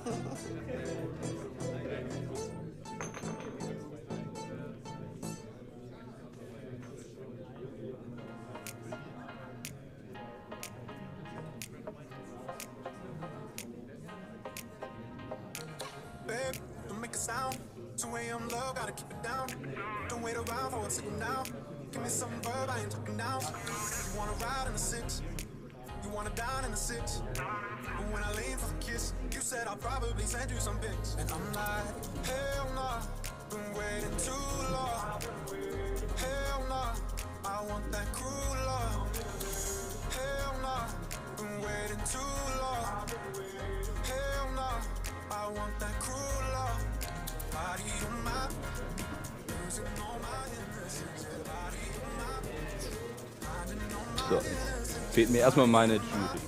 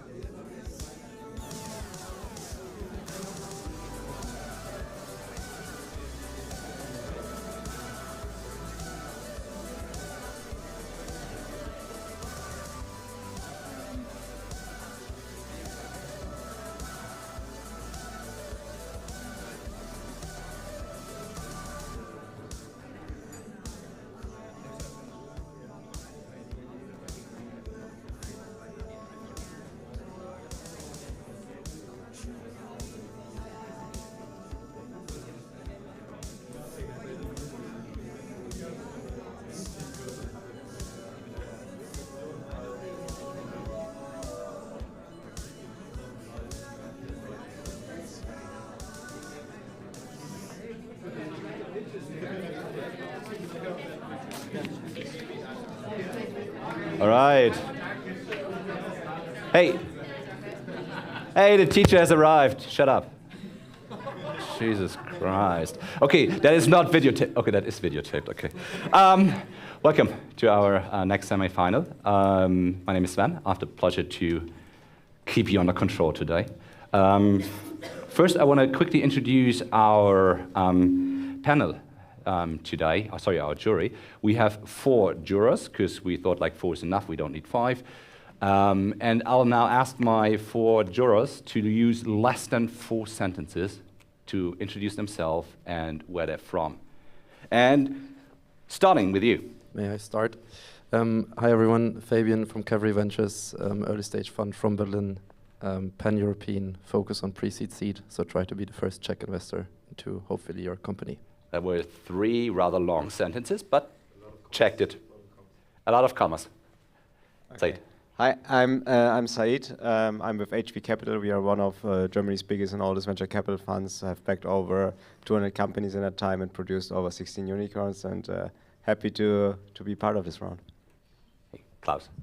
Hi, Klaus from Onsite Ventures. We're an Austrian-based venture capital fund, co-founded by some exceptional entrepreneurs such as ARM co-founder and BioNTech co-founder. Hi, Federico from Power Ventures. We're a B2B pre-seed fund in Berlin. We do software investment mostly, and our superpower is we help you to find customers and great angels for your capital. Brilliant.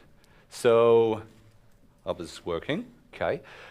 First on stage is from our friends from Luxembourg. It's Neum. Guys, come on stage. And so quickly, what's Neum doing? Neum has developed a metabolic analysis platform that uses gut-on-a-chip technology. Gut-on-a-chip, a technology-inspired boy group from the 1990s. I remember them. Stage is yours. Thank you. Thank you.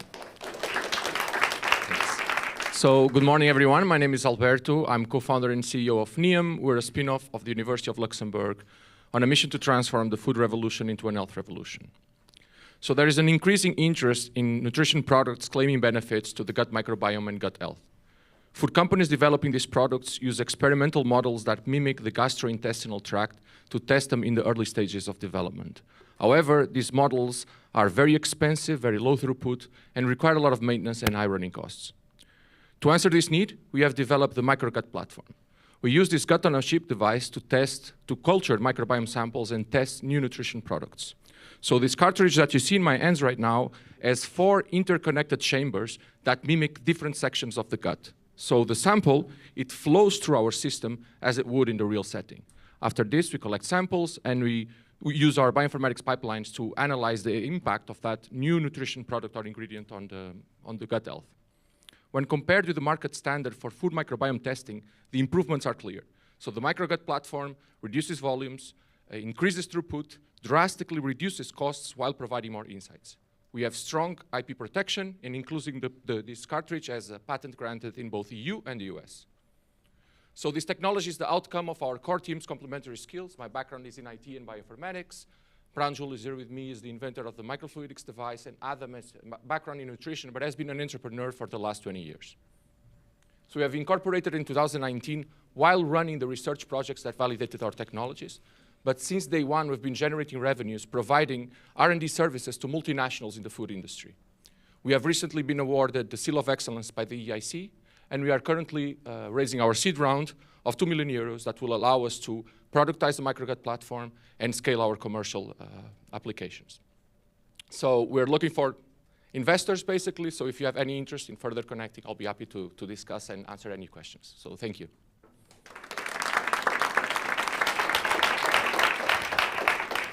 Amazing. So, up to you guys. Yeah, maybe I'll start since I have the mic. So super interesting. And is there a way to build also a data set with, once the machine is more used, and maybe you can do some, I don't know, statistical inference, will you need forever to put the thing physically through the object, or maybe you can start and do some prediction model only based on some probably data or computer model? Yeah, so we are already doing prediction work as well. So it's a combination. So it's what we call in silico and in vitro testing. So there's metabolic modeling approach that we have developed as well. And the idea is actually exactly what you mentioned. So there is an interactive. So these models, they kind of feed on themselves. So you use our in silico approach to kind of choose the best candidates to test in the in vitro model. Then you use the in vitro model and you feed it back. There are always applications where we will use the in vitro approach with new products that have never been tested. But the better our models become, the better these predictions will be, and so it will optimize as well the whole funnel. Thank you, very interesting. How exactly does your market traction look like? What are the customers? Yeah, so in the first 2 years, we were still running the research projects, like I mentioned, but we still managed to generate revenues basically using our paid pilot mode. So we worked with 3 multinationals mainly, 2 of them in the ingredient space, and 1 of them in the full products space. So we're testing also different products. And actually 2 of them were having follow-up projects. So we're having recurrent, returning customers. And we're now looking into setting up our laboratory, because so far we've been running this as a service and we want to transform it into a platform so we can increase the throughput with which we do these tests. Just one question on the matter of who you're selling to. Like, who's your champion internally? And is the main benefit that you're giving them like the cost reduction, or is there anything on top of that? Right now, because we're working mainly with food industry, our champions are the R&D teams. So we're going directly to the R&D teams who are actually using these models that are in the market and are really painful to work with. So yes, mainly the main hook in the beginning is indeed the save of costs and huge decreases in time that they take to make this test, especially early stage. But the model is also functionally better and will become even better than the available model. So we not only provide cost reduction and decreasing costs, but also in terms of insights, we're providing a lot more than what is available out there. I mean, I've been working with data from these models. So even our in silico approach, they give us data from the old models and ask us to provide insights based on what we do. Thanks for the pitch, first of all. Are there any pilots which did not convert into commercial contracts, or maybe about not to convert? And if so, what's the reason for that? So we don't accept pilots that don't pay. So we don't have any unpaid pilots. But why would, I mean, probably someone said no in the past to trying a pilot with you. What are kind of reasons for that? Why would someone say no? Yeah, so right now we're very much focused on gut health and on food products that are tailored to gut health. And sometimes these companies are not really interested in pursuing those, even though you might think yes, looking at their product line. So that happens. It's a bit of, do we have the budget for R&D this year that fits into this, let's say, line of thinking. What we see, however, is an increase in interest, especially when it comes to dietary fiber and probiotics and all of those things. So it kind of offsets that. I mean, literally, we're doing research and generating revenues with these products. So I think that in itself was a great validation. Cool. Thanks for pointing out. Any questions left? So your customers are buying it's a one-time sell of the machine? No, right now we provide this as a platform. So over the next 2 years, what we want is to scale this platform, right? And we are exploring if we want to sell the device as well. So that is because we have protection on the cartridge, and the cartridge is a consumable. So we could deploy these devices and then keep generating recurring revenues by sending the cartridges over. But it's something that we are still defining, so yeah. It's more for the scale-up phase that we are looking into selling the devices. So far, we are still understanding the market with these paid pilots, and now recurring customers actually want to utilize this service as part of their main R&D portfolio. So thanks a lot, Neum. Great to have you. And we're staying Benelux, and next on stage is Gen Vision.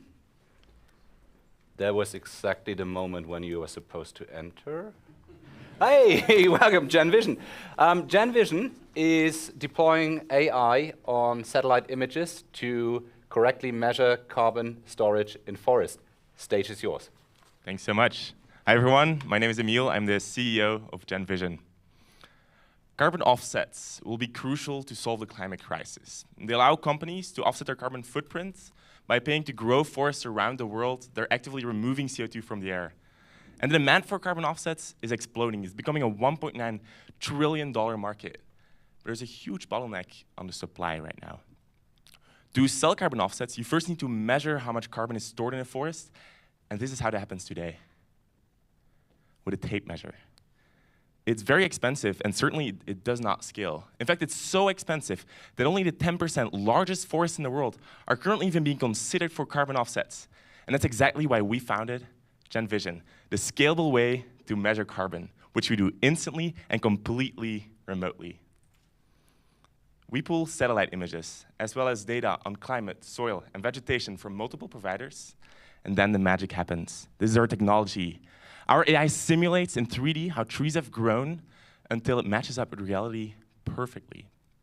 And these simulations are truly groundbreaking because they're rooted in science, with parameters like the amount of light, even the tree's hormones. With this technology, we can now measure and certify any forest for carbon offsets, no matter how small, no matter how remote. Companies buy those offsets from us through our marketplace. We keep a commission on every transaction, and the rest we pay out to the landowners every single year. Over the last 3 years, I was at UC Berkeley, where I was doing cutting-edge research on how we can use AI to 3D model nature, and we're advised by the former CEO of Wikipedia. We just opened up a €2 million pre-seed round. 600K of that has already hit the bank. Super excited to talk to you. My name is Emil, and this is GenVision. Thank you.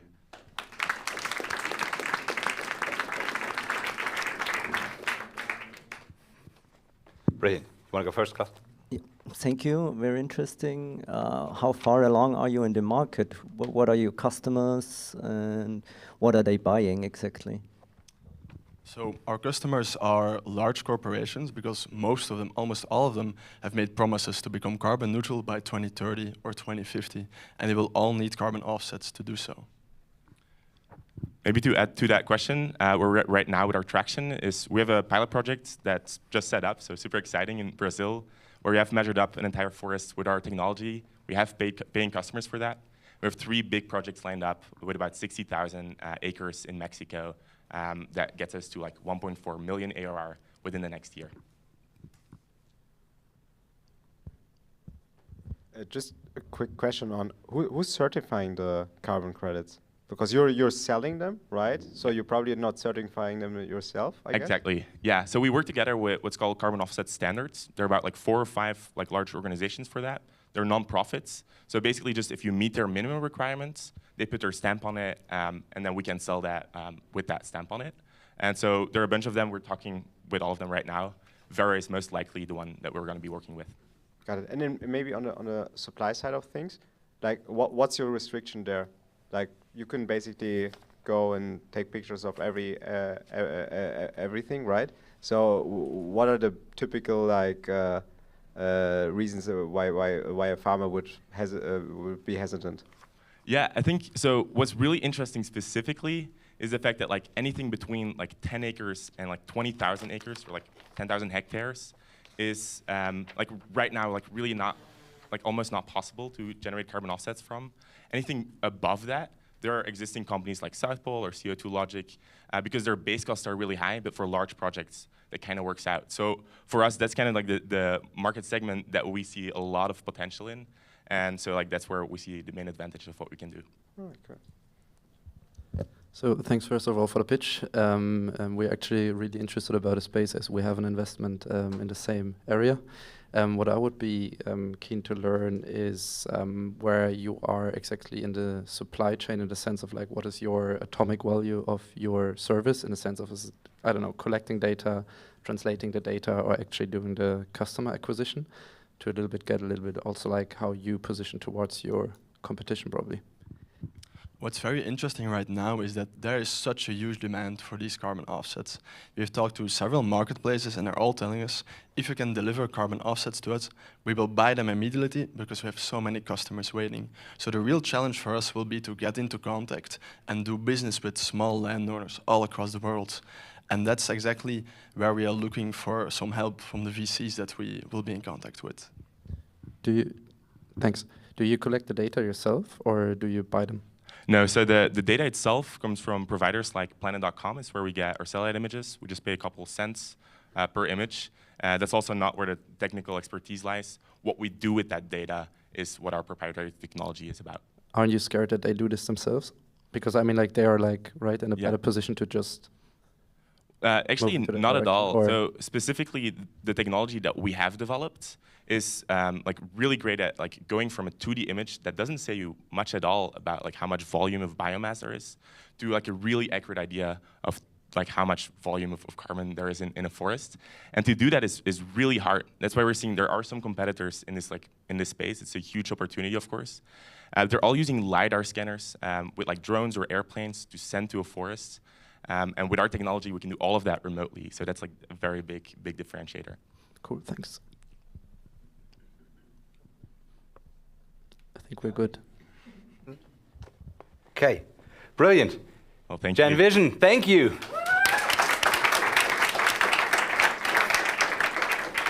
Yeah, I mean, thanks for saving the planet. I think it's a worthwhile mission. Next on stage, coming live to you from Berlin in Germany, Varialana. Varialana is developing a platform to help young and upcoming designers showcase their creativity, then helping them produce on demand using 3D technology, and best of all on a sustainable chain. Stage is yours. Yeah, this is Jill. Jill is a fashion designer, and her dream is to create her own label. But right now, this seems to be just a dream, because she neither has the money to manufacture her own collection, nor the skill set for the whole retail process. When she told me all of this, I was wondering, is there a way to lower the hurdle for fashion designers to create their own label? And our answer is yes.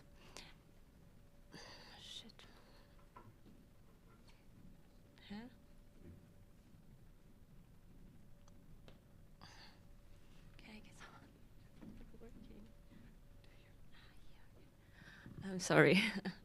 And yeah, to solve Jill's challenges, we built a platform on which designers can offer their collections without any advanced investments. And our customers can order from a broad variety of knitwear. After the order process, we manufacture those clothes for our designers. And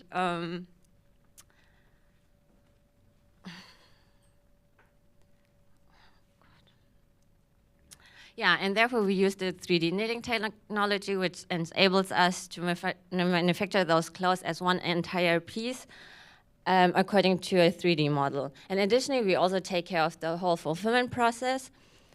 And this all leads us to a different kind of advantages. Our designers, they don't need to take any risky investments anymore, and they can fully concentrate on designing. And by manufacturing after the process order, we can completely eliminate waste due to overproduction. And by all this, our customers get access to a broad variety of sustainable designer clothes. And yeah, but how are we actually going to make money with it? We expect our customers to spend 112 euros per year on knitwear, and with a share of 20% for our designers, we will end up with a revenue of 90 euros per customer per year. And here on the right side, you can see that our calculated total addressable market for Europe is 7.3 billion euros.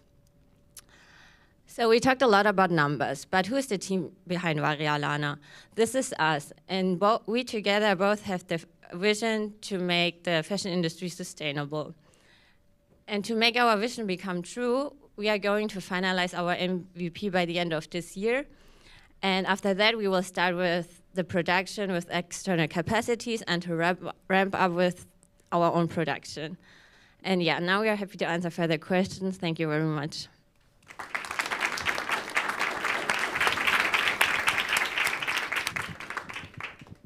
Thank you. And you know, it can happen sometime to have hiccup. It's no problem at all. It really happens. And maybe so to see if I understood this correctly. So basically, you're providing a series of service to help the production on series of brands. So, and then you take a cut of the sales. That is this understood? Is this correctly? Is this a correct summary? So you support by introducing them to suppliers, by helping to productize and fulfillment, and then you take a cut of revenue. Is this correct? If not, correct me. Yeah, it's totally correct, actually. And what we are doing is to help designers to be creative. They mostly don't like this whole fulfillment process, doing the business part. They just love to be creative, designing fashion which people love, and that's what we want to help them. Understood. We're taking care of the rest, basically. Understood. And did you test? I mean, who is gonna then finance the beginning? I mean, will you then? Because I mean, you need to then get the cloth. You need to do the first charge to see if this is actually liked by the customer. So, are you providing a capital line, or do you have a supplier that are happy to be paid? I don't know, 180 days. I don't know how to get the ball rolling. Who's providing the initial capital? That's exactly what we want to change. We are not producing upfront, so we are not producing the clothes before there is actually need for it. So customers buy the clothes first, they pay for it, and then we're gonna produce it. So we eliminate overproduction at all, and the designers also don't have any financial risk. So they have already, we got the money for the manufacturing already. So a bit like Kickstarter in a way, right? You launch a campaign. So you also provide the platform to launch, or sorry guys, I'm moving you. Do you also like Kickstarter have get some customers in, or is it left to the designer?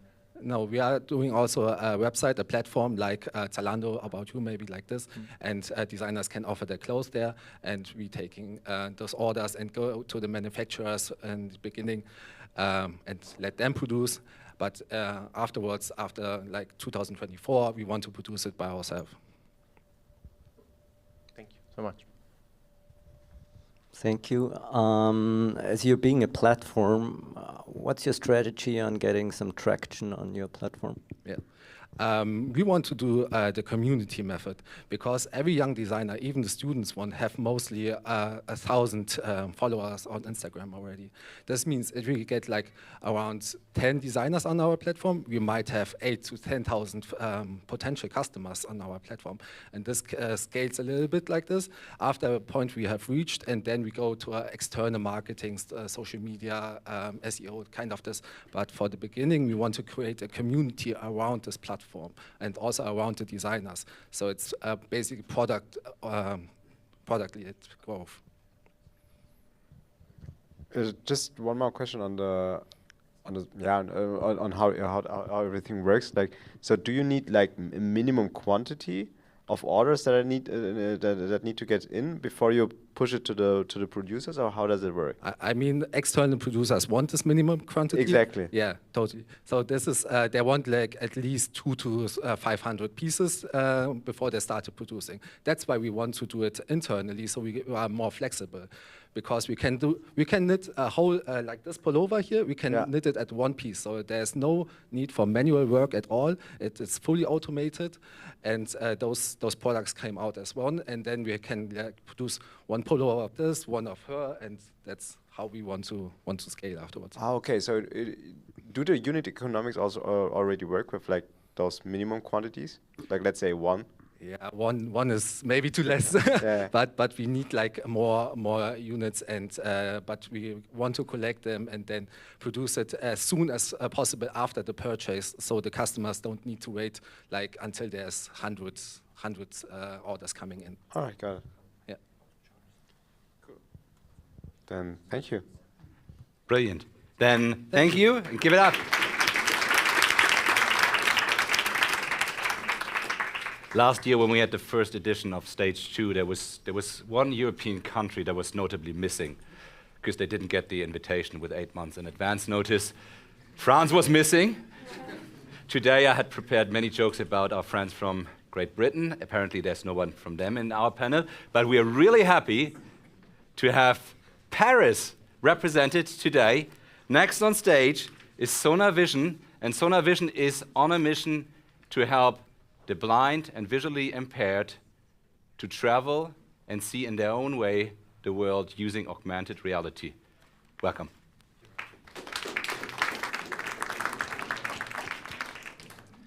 Hello. Sonar Vision is an augmented reality app which guides people who are blind and visually impaired to their destinations. Navigating when you're unable to see is a nightmare. A blind friend of ours used to come visit us to test our first prototypes. He would constantly get lost on the way from the metro station to my home in downtown Paris. When I asked him why it was so difficult, he said, "I cannot use a GPS the same way you do. It's way too imprecise for my needs, and on top of that, the vocal instructions aren't of much help." For example, when I leave the metro station, I'll hear, "Head northeast for 50 meters, then take a right." How am I supposed to know which way to start walking, how far, and where to turn? Sonar Vision's goal is to solve that problem. We use AR and spatial audio to guide our users to their destinations. How does it work?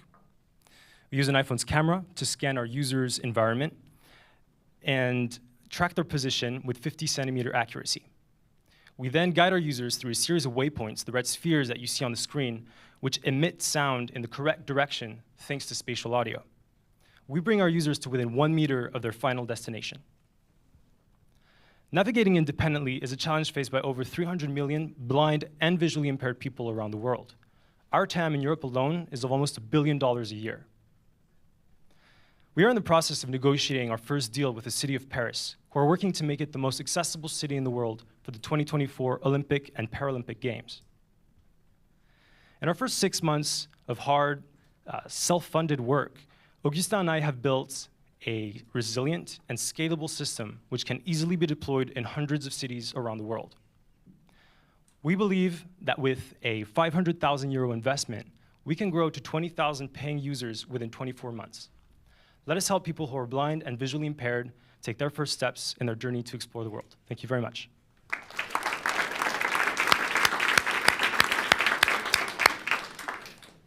Hey, thanks for the pitch. My first question would be, because it sounded quite impressive, because I was thinking about scalability, the sense of like, how do you roll this out over several cities? Could you dive deeper how you cracked that? Because as I understood, you found a way. That would be super interesting to learn more about that. Right. So we're working right now on making it accessible in the city of Paris. So the main point of our technology here is precision, essentially. The UI is very important, but the precision is going to be the hard part for the scaling. A lot of that comes with cartography. So it's mapping sidewalks and crosswalks in a way that our users can follow them and get to their destinations. For the precision part, we use Apple's technology, which basically compares the phone's viewport from the camera to pre-existing data, which is look around Street View for Google, for example. And so the combination of cartography and this technology allows us to deploy this in Paris, in Berlin, and in major capitals in Europe, as well as 50 cities in the US and Canada. How far are you with the product for Paris? Excuse me? Like how much of the product is built for Paris? So when would you expect that this is literally live? Right. So right now we're in beta tests. We're able to guide people anywhere in Paris, but we still need to make the itineraries by hand. The idea is to automate this, and so the cartography is the part which requires human time to make the maps and so on. We've done about 1% of Paris in about 5 hours, so about 500 hours for the whole thing. And maybe the other part of scaling through other cities, like how are you, I mean, like in Paris case, you're directly speaking, I guess, to somebody in the Paris government whatsoever, right? Like how are you thinking about the go-to-market looking forward? Like would you go to and speak to somebody in Berlin, or how do you think about that? Yeah, we're thinking that our initial traction is going to be through these early B2B2C deals. For example, in the case of Paris, the Olympic Games are happening. It's a huge opportunity for us. And we also believe, as you may have seen, that we have a big opportunity with B2C down the line once the product really delivers the value that the users are looking for. So it's going to be a combination of working directly with cities and also letting people start using it in these foreign cities and hopefully getting deals done as that comes along. Okay. And being able to show our proof of concept in Paris. Got it, makes sense. A technical question. How does the system work with sudden changes in the environment, the building block, or I don't know, something that's changing constantly? That's a pretty interesting question. We still need to figure that out. I can give some ideas of how we're going to move along. First of all, this technology ignores most of the noise. So for example, cars which are parked, people in the street, trash cans, all that stuff. And then we're going to be reliant, of course, on this data being updated, for example, by Apple, to rescan the streets and update the environment. Before then, we can problem solve by simply diverting into a path that we know doesn't have any problems. And we also can, if it's just one building block, it doesn't affect our technology. Sorry, one more question. And how relevant is it or does it make sense to roll it out on the countryside or in the smaller cities? It could be. We think that the accuracy that we're showing off here, 50 centimeters to a meter, is especially relevant in urban areas where the main difficulty is getting out of your home, following the sidewalk in the correct direction, crossing complicated intersections, and so on.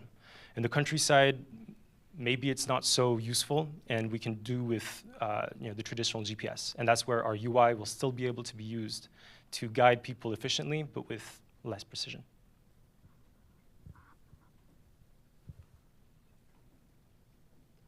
Brilliant. Thank you so much. Thank you very much. Great to have you, Sonar Vision. Thank you. And next on stage from Germany, the WHU University, is Protein Distillery. Protein Distillery believes that sustainable nutrition is built on vegan and additive-free food, and they have found a scalable way to supply us with alternative proteins. Welcome, Protein Distillery. Thank you.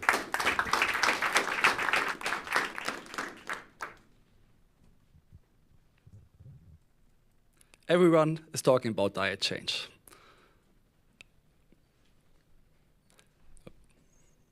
About reducing animal products for our health and our planet. But most consumers still turn to animal-based products as alternatives, often don't live up in terms of to the animal products in terms of taste, experience, and health. My name is Christoph Pitter, and I will show you how we enable food companies to create authentic vegan alternatives by using the most advanced and functional protein, delivered by Protein Distillery. Food companies are spending a lot of money trying to replicate animal products as closely as possible. The problem is, animal protein is different from plant protein used in today's alternatives. And therefore, they are packed with all kinds of additives, such as methylcellulose, which is also used in wallpaper paste. What makes us different is our unique and patent pending refinement process. We use a side stream of the brewery industry, the yeast, and separate it with unprecedented precision to create the most advanced vegan protein with the same functions as animal protein. This allows food companies to unlock a whole new range of functions in terms of taste and texture for every major food application without nasty additives. As one of the fastest growing industries, they've just been waiting for a solution like this, which is reflected in huge customer interest and first place sales already closed. We have a great team with passionate engineers and dedicated business people to scale our solution to the mass market and accelerate the transition to sustainable food. If there's a gold rush, it's good to be in the pike and shovel business, and we provide Rügenwalder with the best shovels. Thank you.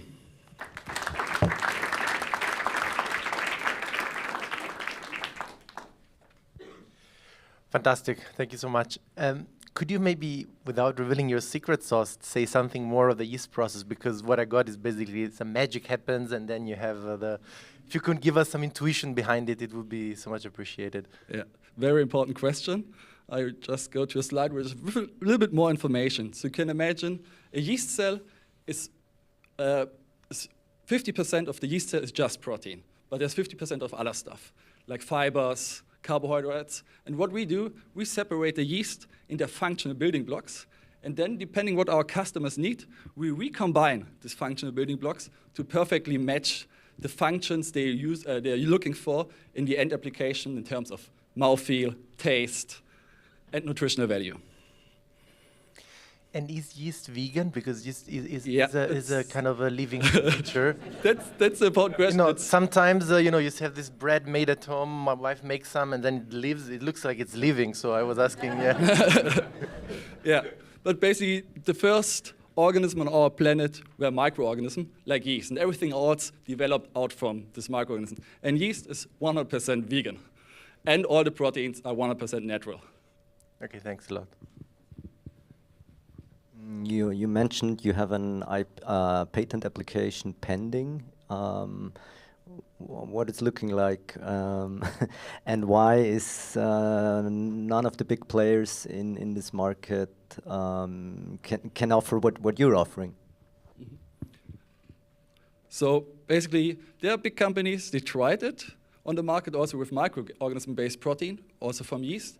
But the issue is the protein they have on the market, they have not the functionality to create this great taste and this texture in the final end product. And what's really amazing, like especially for our engineers, if we provide our customers like Rügenwalder Mühle with our protein, there's like the gate is always the R&D department. And there's then the head of R&D since 20 years in the field and saying, hey, he never saw a protein like this before. And it's like an amazing feeling for everybody.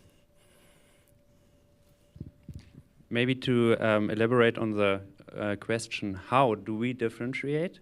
So from our understanding, if you are separating the yeast cell into its building blocks, we have not seen any company which can do this with a process with such a precision that these building blocks, which have these functions, are not destroyed, such as in all other processes. And that's also where the patent lies. Yes. And also in the final product and the products you can develop out of it. So a broad patent this way. So just roughly, I mean, like I as a vegan, I've probably tried everything. Yeah. Also like all the wallpaper stuff, right? Just from a functional nutritional perspective, like how does it compare versus like, let's say 100 grams of chicken or whatever? Yeah, I think it's super important what you're saying, because in the future that will be a huge point in the market. And today the gold standard of all proteins is egg protein. That's like the best protein we can convert to muscle mass or to body mass. And our protein has the same nutritional value as egg protein. Ah, all right. That means like how much protein is it per? The PDCA, if we are not, is 1 for egg protein, and we are also 1, a little bit higher even sometimes. Okay, not bad. And just to understand, like from a go-to-market perspective, you're now going directly to the big producers yourself. Have you thought about building an own product first in order to showcase how good you are versus whatever Rügenwalder Mühle is offering at the moment? Mm-hmm.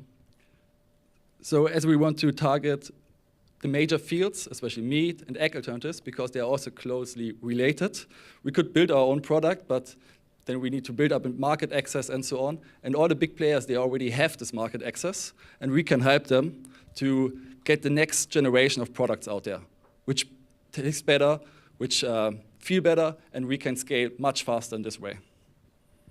One last question, looking at the time. Why are you building this company? Yeah, very good question. So for me personally, it started with my own problem. After I finished studying, I took a time off and did a trip with a camper van to India, and I love climbing. And after climbing, I always consumed whey protein. And during this trip, I decided for myself to remove animal products as much as possible out of my diet, and I had to remove the whey protein powder, the whey shake. And then I tried soy protein, pea protein, and they all really tasted awful and had a sandy feeling. I thought, why is there no better solution out there? And I myself have a biotech background. I thought, hey, why are we not using the most efficient way to create all the proteins we need? And one of the oldest cultural technologies of humankind is fermentation and using yeast to provide the nutrition of the future. Thank you. Thank you. Great closing words.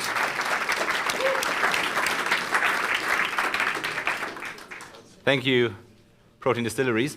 Next, on stage, from our friends in Switzerland, the University of St. Gallen, Resmonics. And I don't know whether you've noticed anything since February 2020.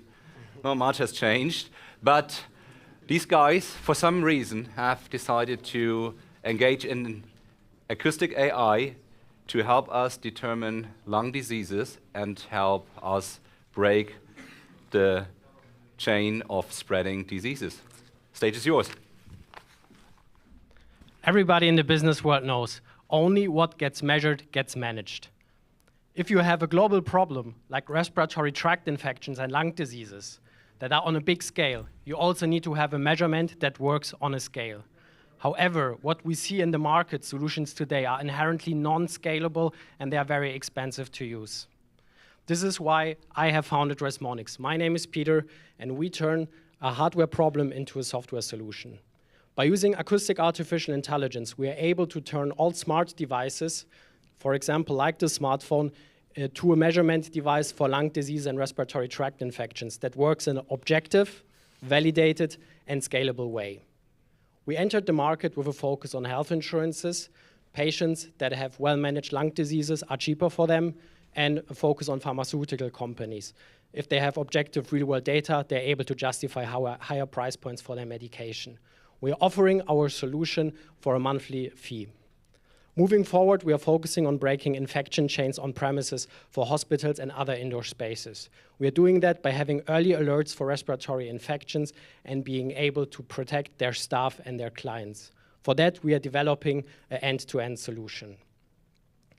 Resmonix started with my PhD in the University of St. Gallen in 2016. Since then, we have founded a company in 2020. We have signed our first customer, the largest Swiss health insurance, in 2021. This year, we have onboarded more customers along the way, and we hope to close the year with a 300% year-over-year revenue growth. The founders team is completed by David, our CTO. He's a best-of-class computational scientist and biomedical engineer from EPFL, and we are in signing of our third co-founder who will drive the commercial development of the company forward. Thank you for your attention and for your support on our mission to stop lung diseases from spreading.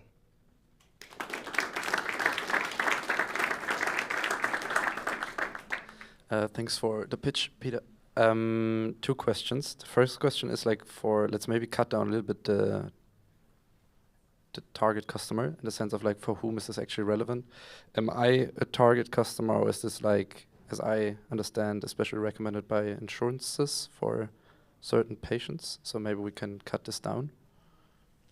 Correct. So usually what you see is that for patients with lung diseases, there is not a tool in the market like a thermometer, something that is objectively measuring how they are. This leads to incorrect decisions by the patient because they rely on their subjective assessment, which often works great, but in many times, it is biased. And so health insurances are very much interested in making, for example, your behavior as their client more, I would say, medically valid by relying on objective data and making the right decisions for your health, and that lowers treatment costs. And do the patients need to pay all of that, or is it like kind of a split with the insurances? It's a B2B solution, so the patients pay nothing. We are fully reimbursed by the health insurances, and they offer it to their clients. Cool, thanks. How does it work, like with the insurances, like the go-to-market? Like, do you need to I assume you need to show certain certifications, whatever tests.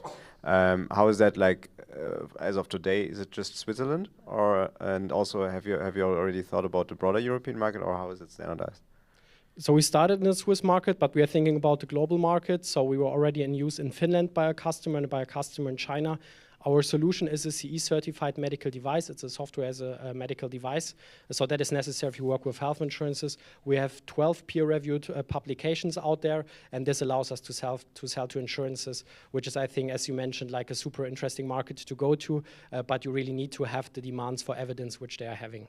Yeah, and how does the negotiation works? Because what we have seen in Germany is like you get basically in the first year from the insurances you get whatever you tell them basically, and then in the second year once they see okay it kind of works, they negotiate you down. Like how are you preparing for that? Yeah, so that's an excellent question, because what we are not doing is a B2B2C approach, but we're doing a B2B approach. So instead of selling a solution to their clients, we're going to our health insurance partners, and they already have their apps in the market. And they integrate our artificial intelligence into their apps. and that allows them to have their own solution, and they pay us a monthly fee that is between 1,000 Swiss francs to 10,000 Swiss francs, depending on the size of the customer, on a monthly basis. So the negotiations that we are having are rather straightforward. So we are, for example, with another Swiss health insurance in the final stages for a price point of 3,500 Swiss francs per month, which is then an all-inclusive fee. Okay, got it. You've already shown us previously some interesting studies. What I didn't really understand is, so you're not addressing like the hospital market, these are your partners and the insurance companies, but how is the onboarding process in detail? Like, how difficult is it for the IT department to implement your system, and how does it work? Yeah, so I want to differentiate here also the different products on the x-axis. So the software solution is made for health insurances, but once we are moving into that segment by the end of next year, this is an end-to-end solution what we're building. So this will be a sensor that is similar to a smoke detector that can be placed easily within any room they want to monitor. And here we are having a B2B case where we are pitching to them that with our solution they are able to reduce 10% of their workplace absenteeism, which results in return on investment for a large German hospital, for example, by 500%. And how can they, what do they have to do to implement your system? So what they have to do is they have to install the certification, the sensors. This runs our CE certified product. And after this is being installed, they have to have the back-end solution, which allows them to fill in basically which nurse is working in which room at what time, or who has what shift. And then, for example, if you are in a large room and an infection gets spotted, any person who has been working on that day in this room gets a notification that they can continue monitoring the disease at home or potentially disease at home. And then you have a green, yellow, or red assessment. If you have a yellow assessment, you come with mask to work on the next day. If you have the red zone, it may be better to stay at home for you. Maybe a very quick one. Do you already have early proof that you can detect before the disease is infectious? Because that would be amazing if by the voice system you get it a bit earlier. That's on the roadmap. So what we're doing right now is to use symptoms to stop super spreader events. That's basically the approach we're taking. Moving forward in the future, if you roll out the system as we imagine it, you will also have a way of saying how infections will move from different cities to different countries, because you collect an extremely rich data set here. So the prevention case is definitely something we're super excited about, and we start by stopping the super spreaders events. Thank you. Thanks, Rosmonix. Thanks to the University of St. Gallen.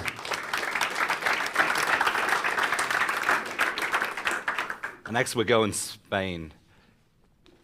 From Frankfurt, Spain, he will get it. Kevin from OneSpot. Hi. Hey. And OneSpot is working on last mile logistics for strong e-com brands. Kevin from Spain. Thank you. Welcome. So as you noticed, I'm Kevin, co-founder and CEO of OneSpot.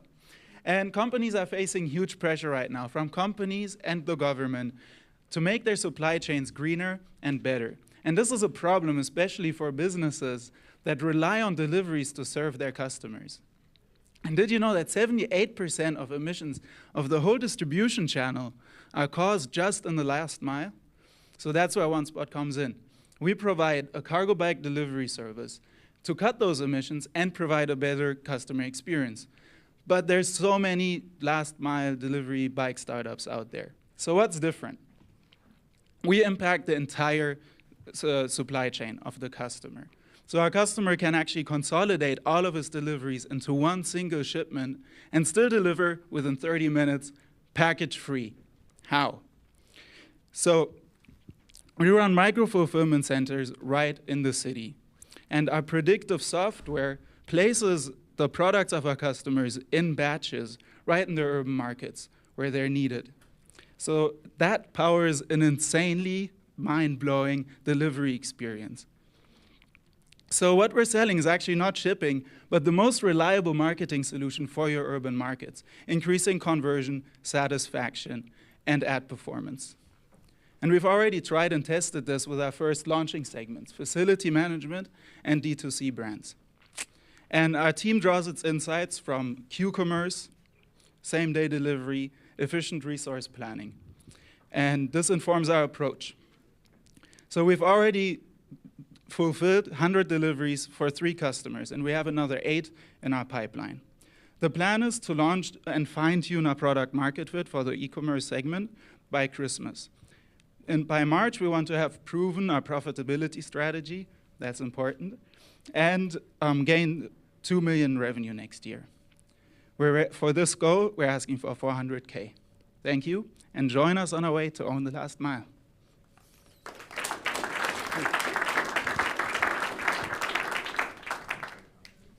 Merci beaucoup.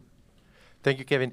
Again, super exciting. And I mean, can you tell us a bit more on how you want to make it really an insane experience, as you said? Because you mentioned that you would like to operate micro facilities in the city. Mm-hmm. So you're probably going to have to own them, or not really own them, but maybe you let them, and then you have to be the one, managing them.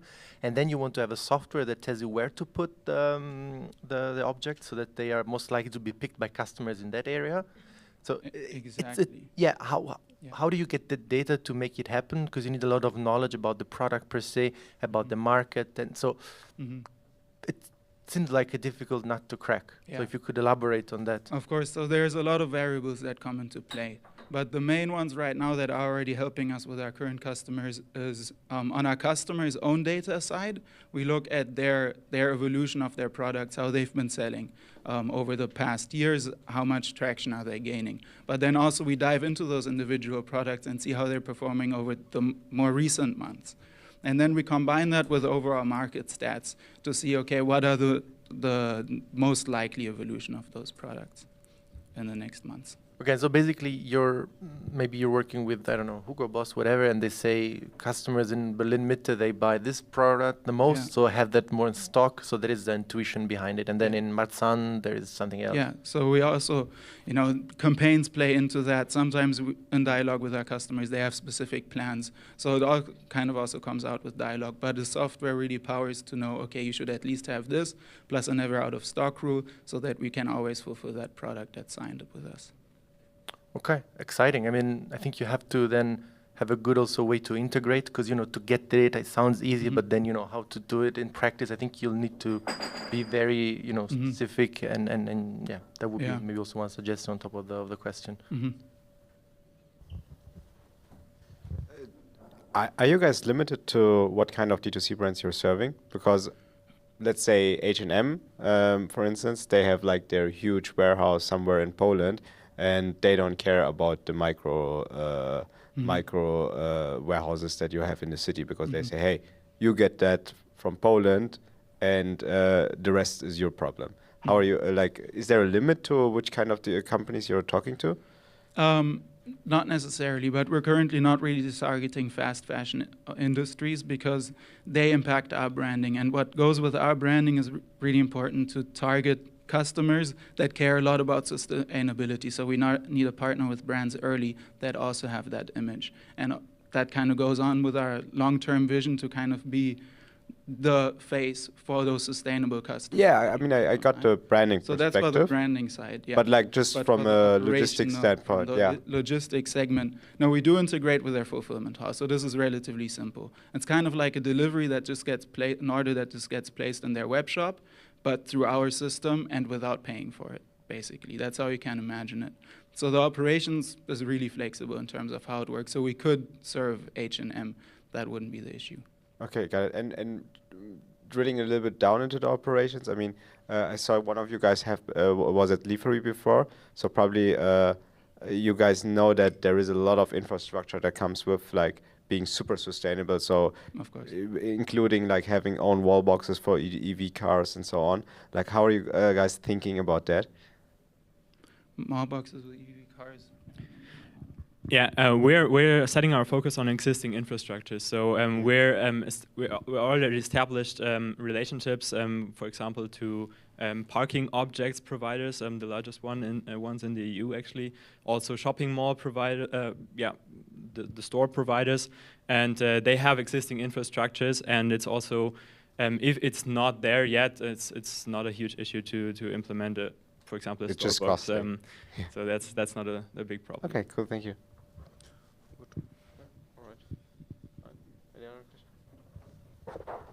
And maybe one question: do I understand correctly that you don't use then packages, but you just use the original package of the good, and you don't wrap it in an additional package? Package comes in huge boxes. So we take the products out of there and don't even need package at all when we deliver. And that's also kind of what differentiates us. Yeah, I think from it's other great. last-mile providers. I always get this Amazon packages huge thing. There is nothing inside. nothing I in go there. crazy all the time. So yeah, if you pull it off, then the thing with fantastic. those is that they come like that throughout the whole channel, right? They come like this all the way to your city. Yeah. So we that's what I meant by the whole supply chain, you know, that you have one box. So it's a lot more efficient when you send something also. Hope you can pull it off, guys. Thank you. Maybe with your help. Thank you, OneSpot. Would you like to ticker? Okay. So next on stage from Rotterdam, the Netherlands, Oasis Now, and they are building, and let me give this to you, a biotech cybersecurity cloud, which in Scrabble would give you 51 points, and that's a fact. So welcome, Oasis Now from Rotterdam. Thank you. Hello, everyone. My name is Neum. I'm one of the co-founders and CEO of Oasis Now. And today I want to share a secret with you about how you can get to know your body better, live a healthier and happier life, and help find a cure to cancer.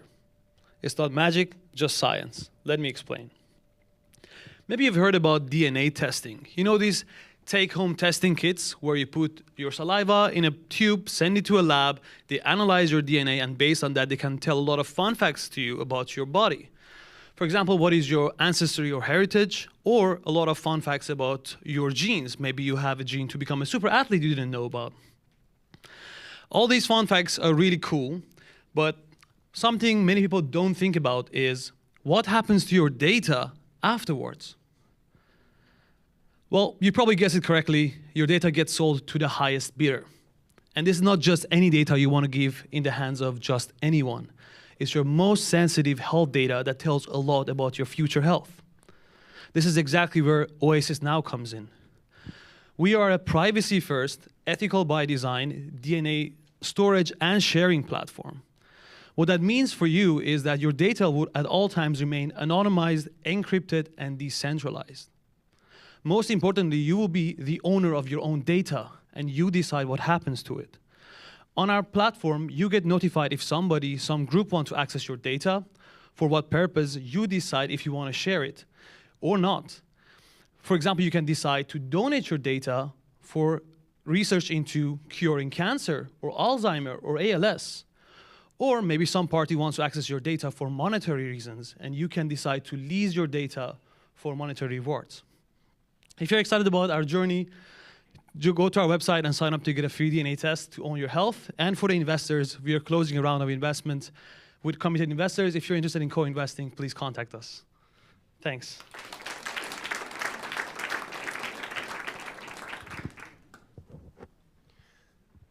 Hey, super basic question. What is the market price of DNA of the person right now? So, because I don't have a clue and would interest me also to see if the incentives can work and it would be just an interesting data point to start with. Yeah, so data valuation is a big question itself. It has a wide range.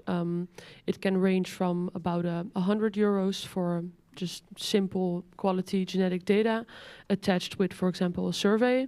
Or maybe you have a certain condition, such as Alzheimer, and you attach it to more survey data, and then it can go up to 20,000 euros. And these numbers I'm telling here is actually historical transactions. And this connecting of genetic data to more data types is also what our platform allows for. So the individual is in charge of where their data goes and what they want to contribute to. And the data consumer can prompt them with a survey and they can answer questions. And in this way, the data gets enriched both scientifically as well as monetarily. Oh, that's much more than I thought, to be honest. Because I mean, the problem that I see with this kind of, shall I call it marketplaces, where you get a share of the revenues, and it's a bit like a Brave browser, and there are many examples that the microtransactions are so micro that actually people don't care. If I get 50 cents here, 1 euro there, but if we're talking about big numbers, then I think it changes the whole scheme. So Yeah, that was my main question and super interesting. Yeah, it's definitely incredibly valuable data. And as the technology develops, this data gets higher and higher quality and gets more and more valuable. So, yeah. Yeah, happy to use it. How many data sets do you already have on your platforms? So we are working with 2 pilot customers. Each of them have a data set somewhere between 10 to 50,000 people.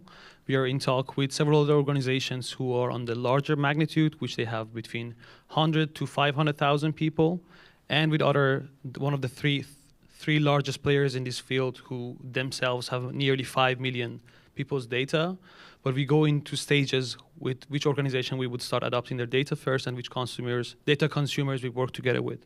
So for now, the 2 data providers, the 2 companies who provide data to us are somewhere of the magnitude between 5 to 10,000 people.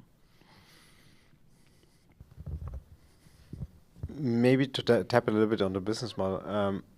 So your main input variable is for the business model is, okay, how many DNA tests are under management, more or less, right?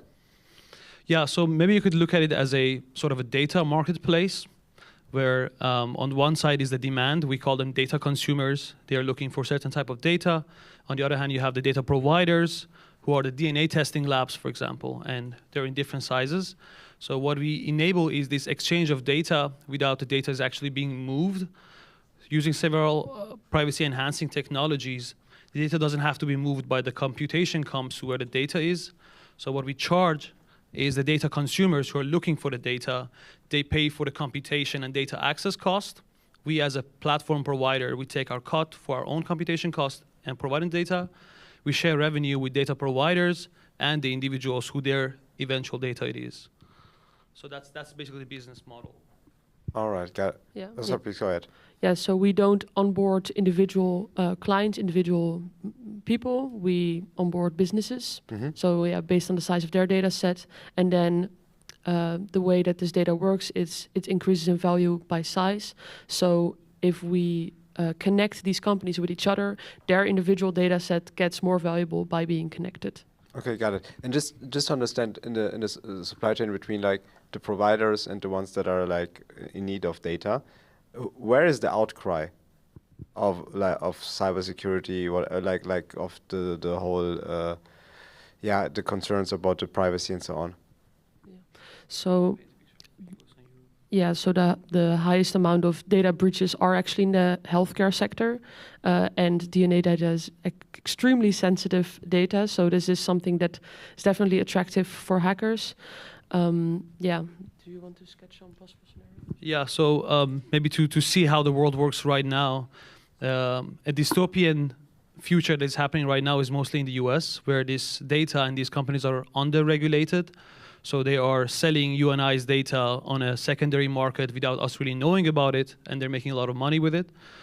Who they're selling it to is these data consumers and pharmaceuticals who have this need to this data to make precision medicine. So there is a legitimate need for this data to make better medicine for us.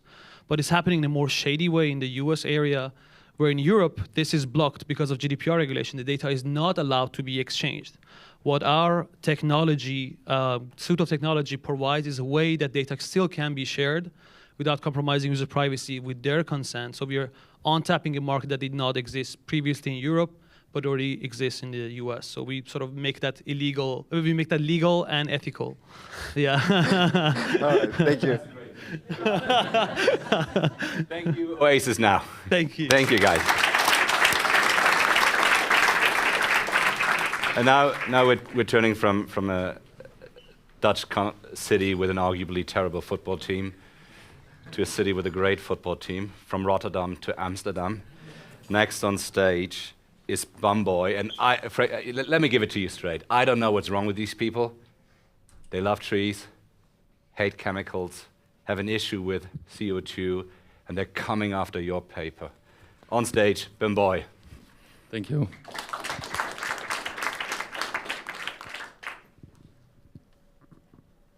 Dear people, our planet has trouble breathing.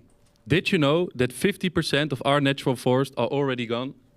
One big reason is population growth. Globally, we flush nearly 1 million trees directly through the toilet just for your wiping. At Bomboy, we want to bring that number down to 0 and let our Earth breathe again. Leroy, a passionate technical engineer, and me, Joseph, an international business alumni, believe that our generation needs to lead world change. So let's start with the smallest step. Toilet paper made from 100% bamboo. Bamboo grows up to 1 meter a day, regrows from its own roots after harvesting, and can be processed without chemicals or pesticides. Within only 4 years, bamboo can be harvested, which is very impressive if you look at other materials for paper production, renewable materials.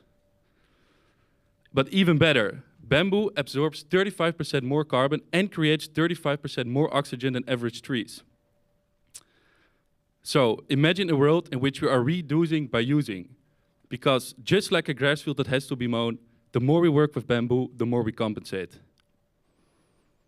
Last year, we sold 90,000 toilet rolls, got B Corp certified, attracted an angel investment of 80K, and are now expanding our B2C product with brand new distribution channels and retailing. The previous Monday, we got the ultimate proof of concept as we were featured in the national Dutch newspaper, resulting in a daily revenue of 19K that day. However, this is where we really want to go. We created Europe's first chemical-free B2B product line that ticks all the boxes of future-proof paper. And this line gives us a first mover advantage to tackle this market coming year. Bamboy is forest-friendly, climate-conscious, and completely chemical-free. We make the world better with every flush. That's it.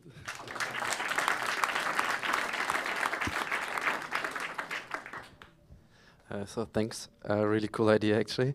I have 2 questions. The first one is like I would be interested to learn like how much of the supply chain you actually own, in the sense of like how much do you make yourself and how much do you actually buy? So we are the second handler. We partnered up with a factory in China that have their own fields. They are completely 100% FSC certified. They have their own factory and they have their own distribution channel. So we are the second handler, therefore keep the supply chain very short and know exactly who we're working with. They have carbon trust certificates, sustainable process certificates, and everything that they need. And the rest is basically handled by you, so in the sense of like the shipment, the marketing, etc. Yeah. I guess. On the latter part, what are growth hacks to bring this to the consumers? So what are growth hacks for toilet paper to get the word out? So awareness is a big one. So I bet that a lot of people of you didn't know that this was such a big problem. That's why, for example, the newspaper that we were featured in, it's like 200-300K readers, but they're exactly the right target group, and that resulted in like amazing support. But also, we think that working with the big businesses, by bringing the toilet paper in their their organizations, the people that use the paper want to have it at home, the people that have it at home want to have it for their business. So that way, by supplying both sides, B2C and B2B, we can capture the whole market. Is it soft though? That is a question we get always. So the first review you will see on our website is it's as soft as you want it to be. Okay, no, thanks. Good to know. No, jokes aside. Just to understand, like, because you said you're importing that out of China, yeah. Like, I assume it is, but just to understand, like, the difference, like, how does the carbon footprint compare to normal toilet paper? Yeah, no, fuck it. We've done a LCA analysis, and since bamboo captures that much carbon, at the end of the whole trip, it still is CO2 negative. So 1 box of toilet paper that customers buy from us compensates 7 kilos CO2, and for example, a full-grown tree does 21 kilos CO2 a year. So if you do 3 boxes, you're basically a tree. Okay, got it. Only one suggestion: bring the paper here, so it's really easy to show. We did that. However, the mailman didn't deliver it on time. We got the email 10 minutes ago that it was delivered. So we will, in the lunch break, pick it up and put some boxes in the lobby. You can all grab one.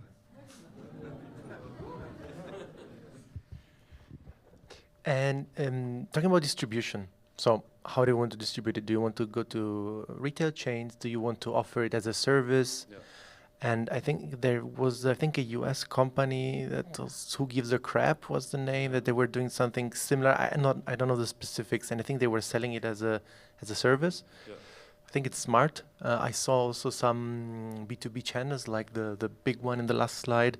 So talk through your distribution, which I think is the key part, since you're not producing it. I think this is your add value at the end of the day. Exactly, that's true.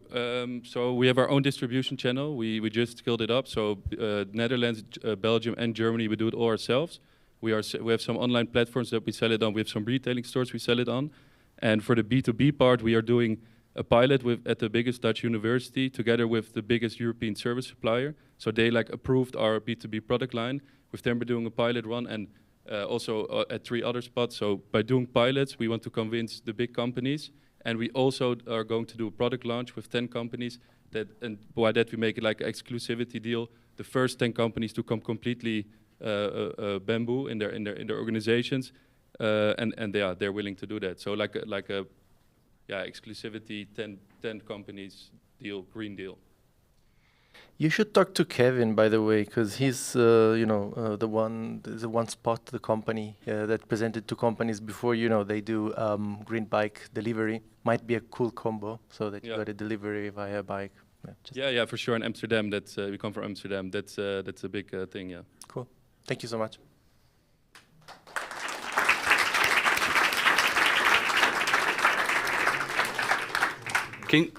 The jurors are instructed to ignore this ridiculously cute panda bear. This is not going to influence our decision. We have a special guest to you. Next on stage will be Encore, the wild card, the big surprise, Emily from Cambridge, which would have given me a chance to drop all my UK jokes that I prepared for you today, like Europe's new Italy. But given how serious Emily's business is, i.e.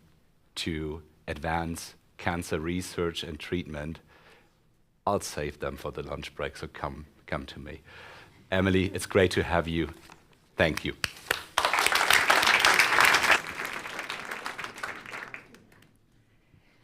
So I guess not really a funny joke to start with, but approximately half of us in this room at some point in our lifetime will be diagnosed with cancer. And chances are this has already affected you or someone you love. And when this happens, of course, you want the best chance of survival and quality of life for yourself or your loved one. But the good news is that precision medicine is becoming a reality, and cancer research is evolving exponentially.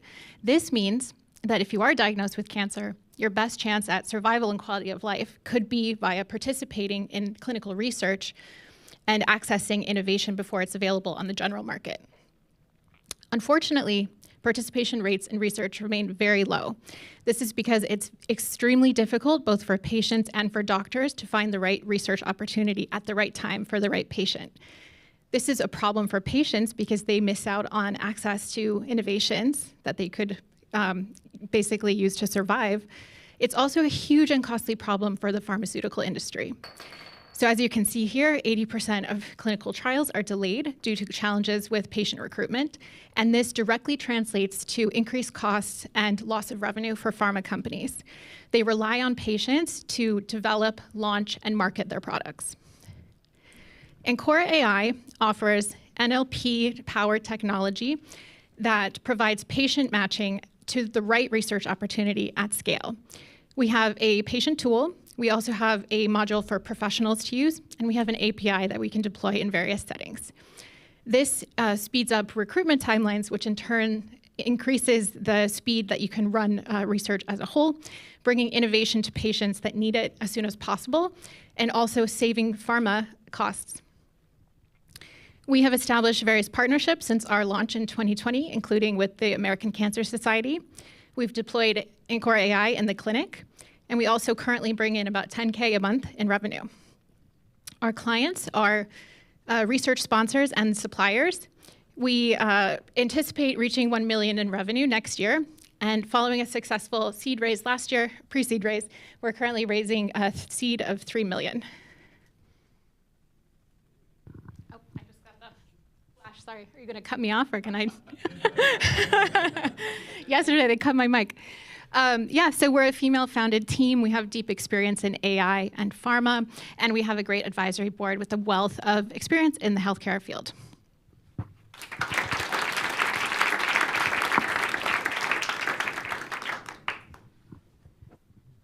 Thank you.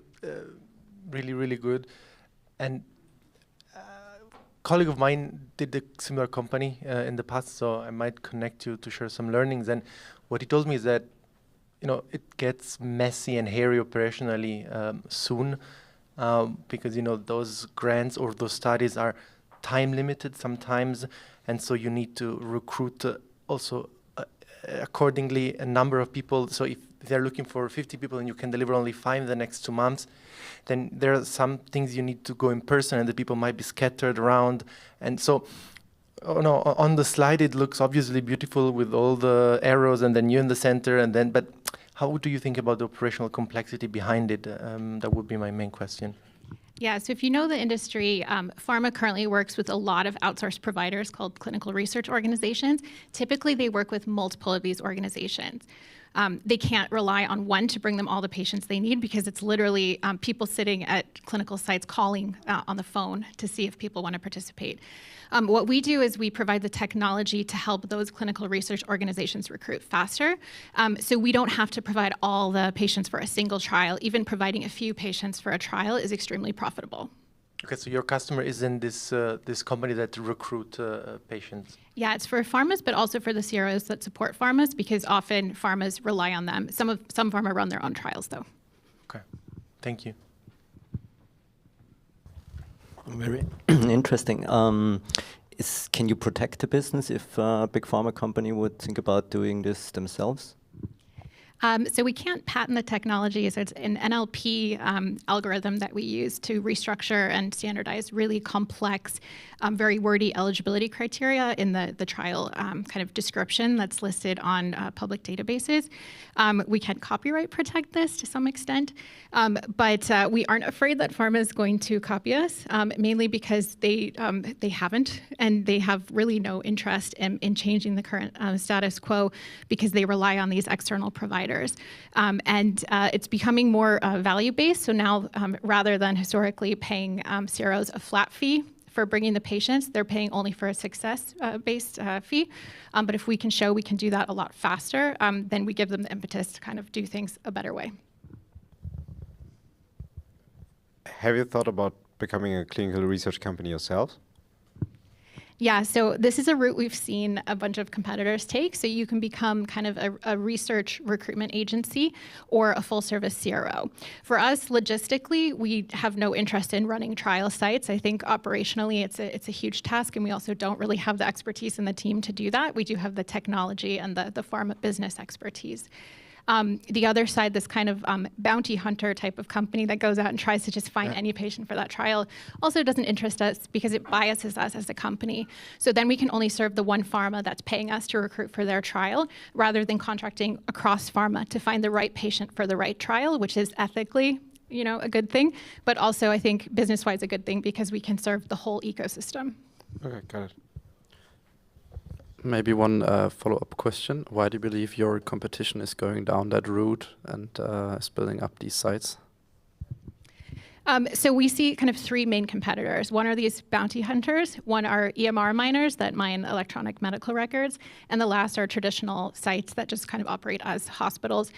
We have differentiators from all of those, but I think this unbiased aspect is one of the biggest ones.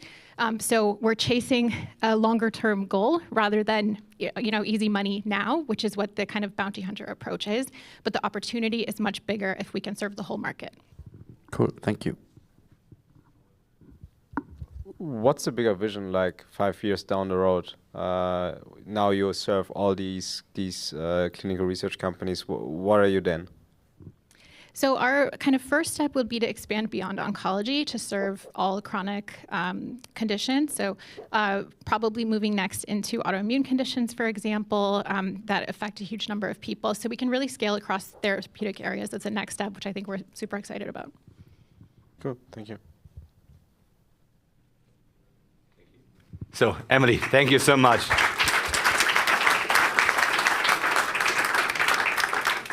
And that was our semi-final. We're not going to announce the winners yet because these guys haven't yet decided. You have work to do, you have food to eat. Sustainable food, hopefully. At 2:30, there will be a gong. Whenever you're close to a screen down the hall, look at the screen. That's when we'll announce the finalist for the pitch battle. Thank you. See you later. Enjoy the food.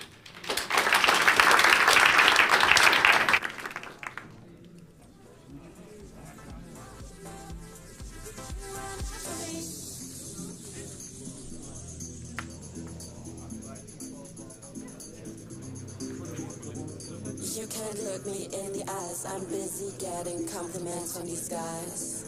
I realize. Getting all these compliments from these guys, and I realize that it's not for me. Getting all these compliments from these guys, and I realize that it's not for me. I know. She knows. He knows.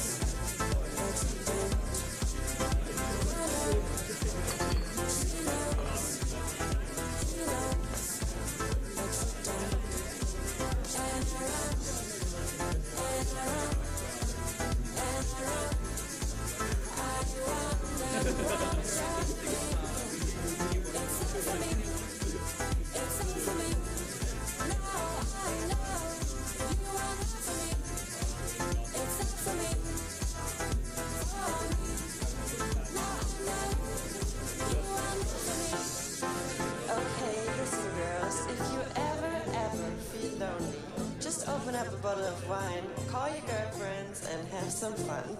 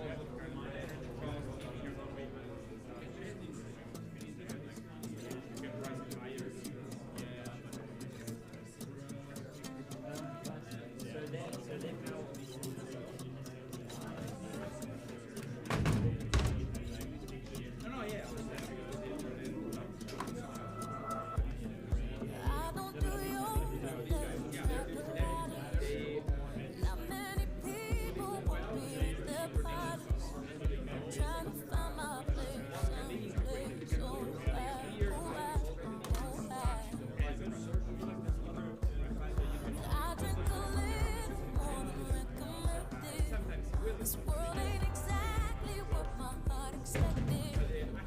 Trying to find my way somewhere.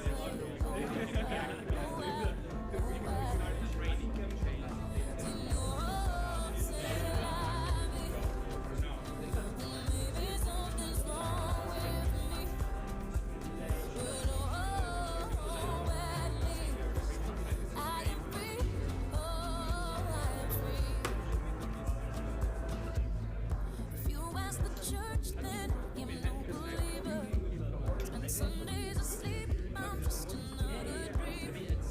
Still trying to find my home, sweet home.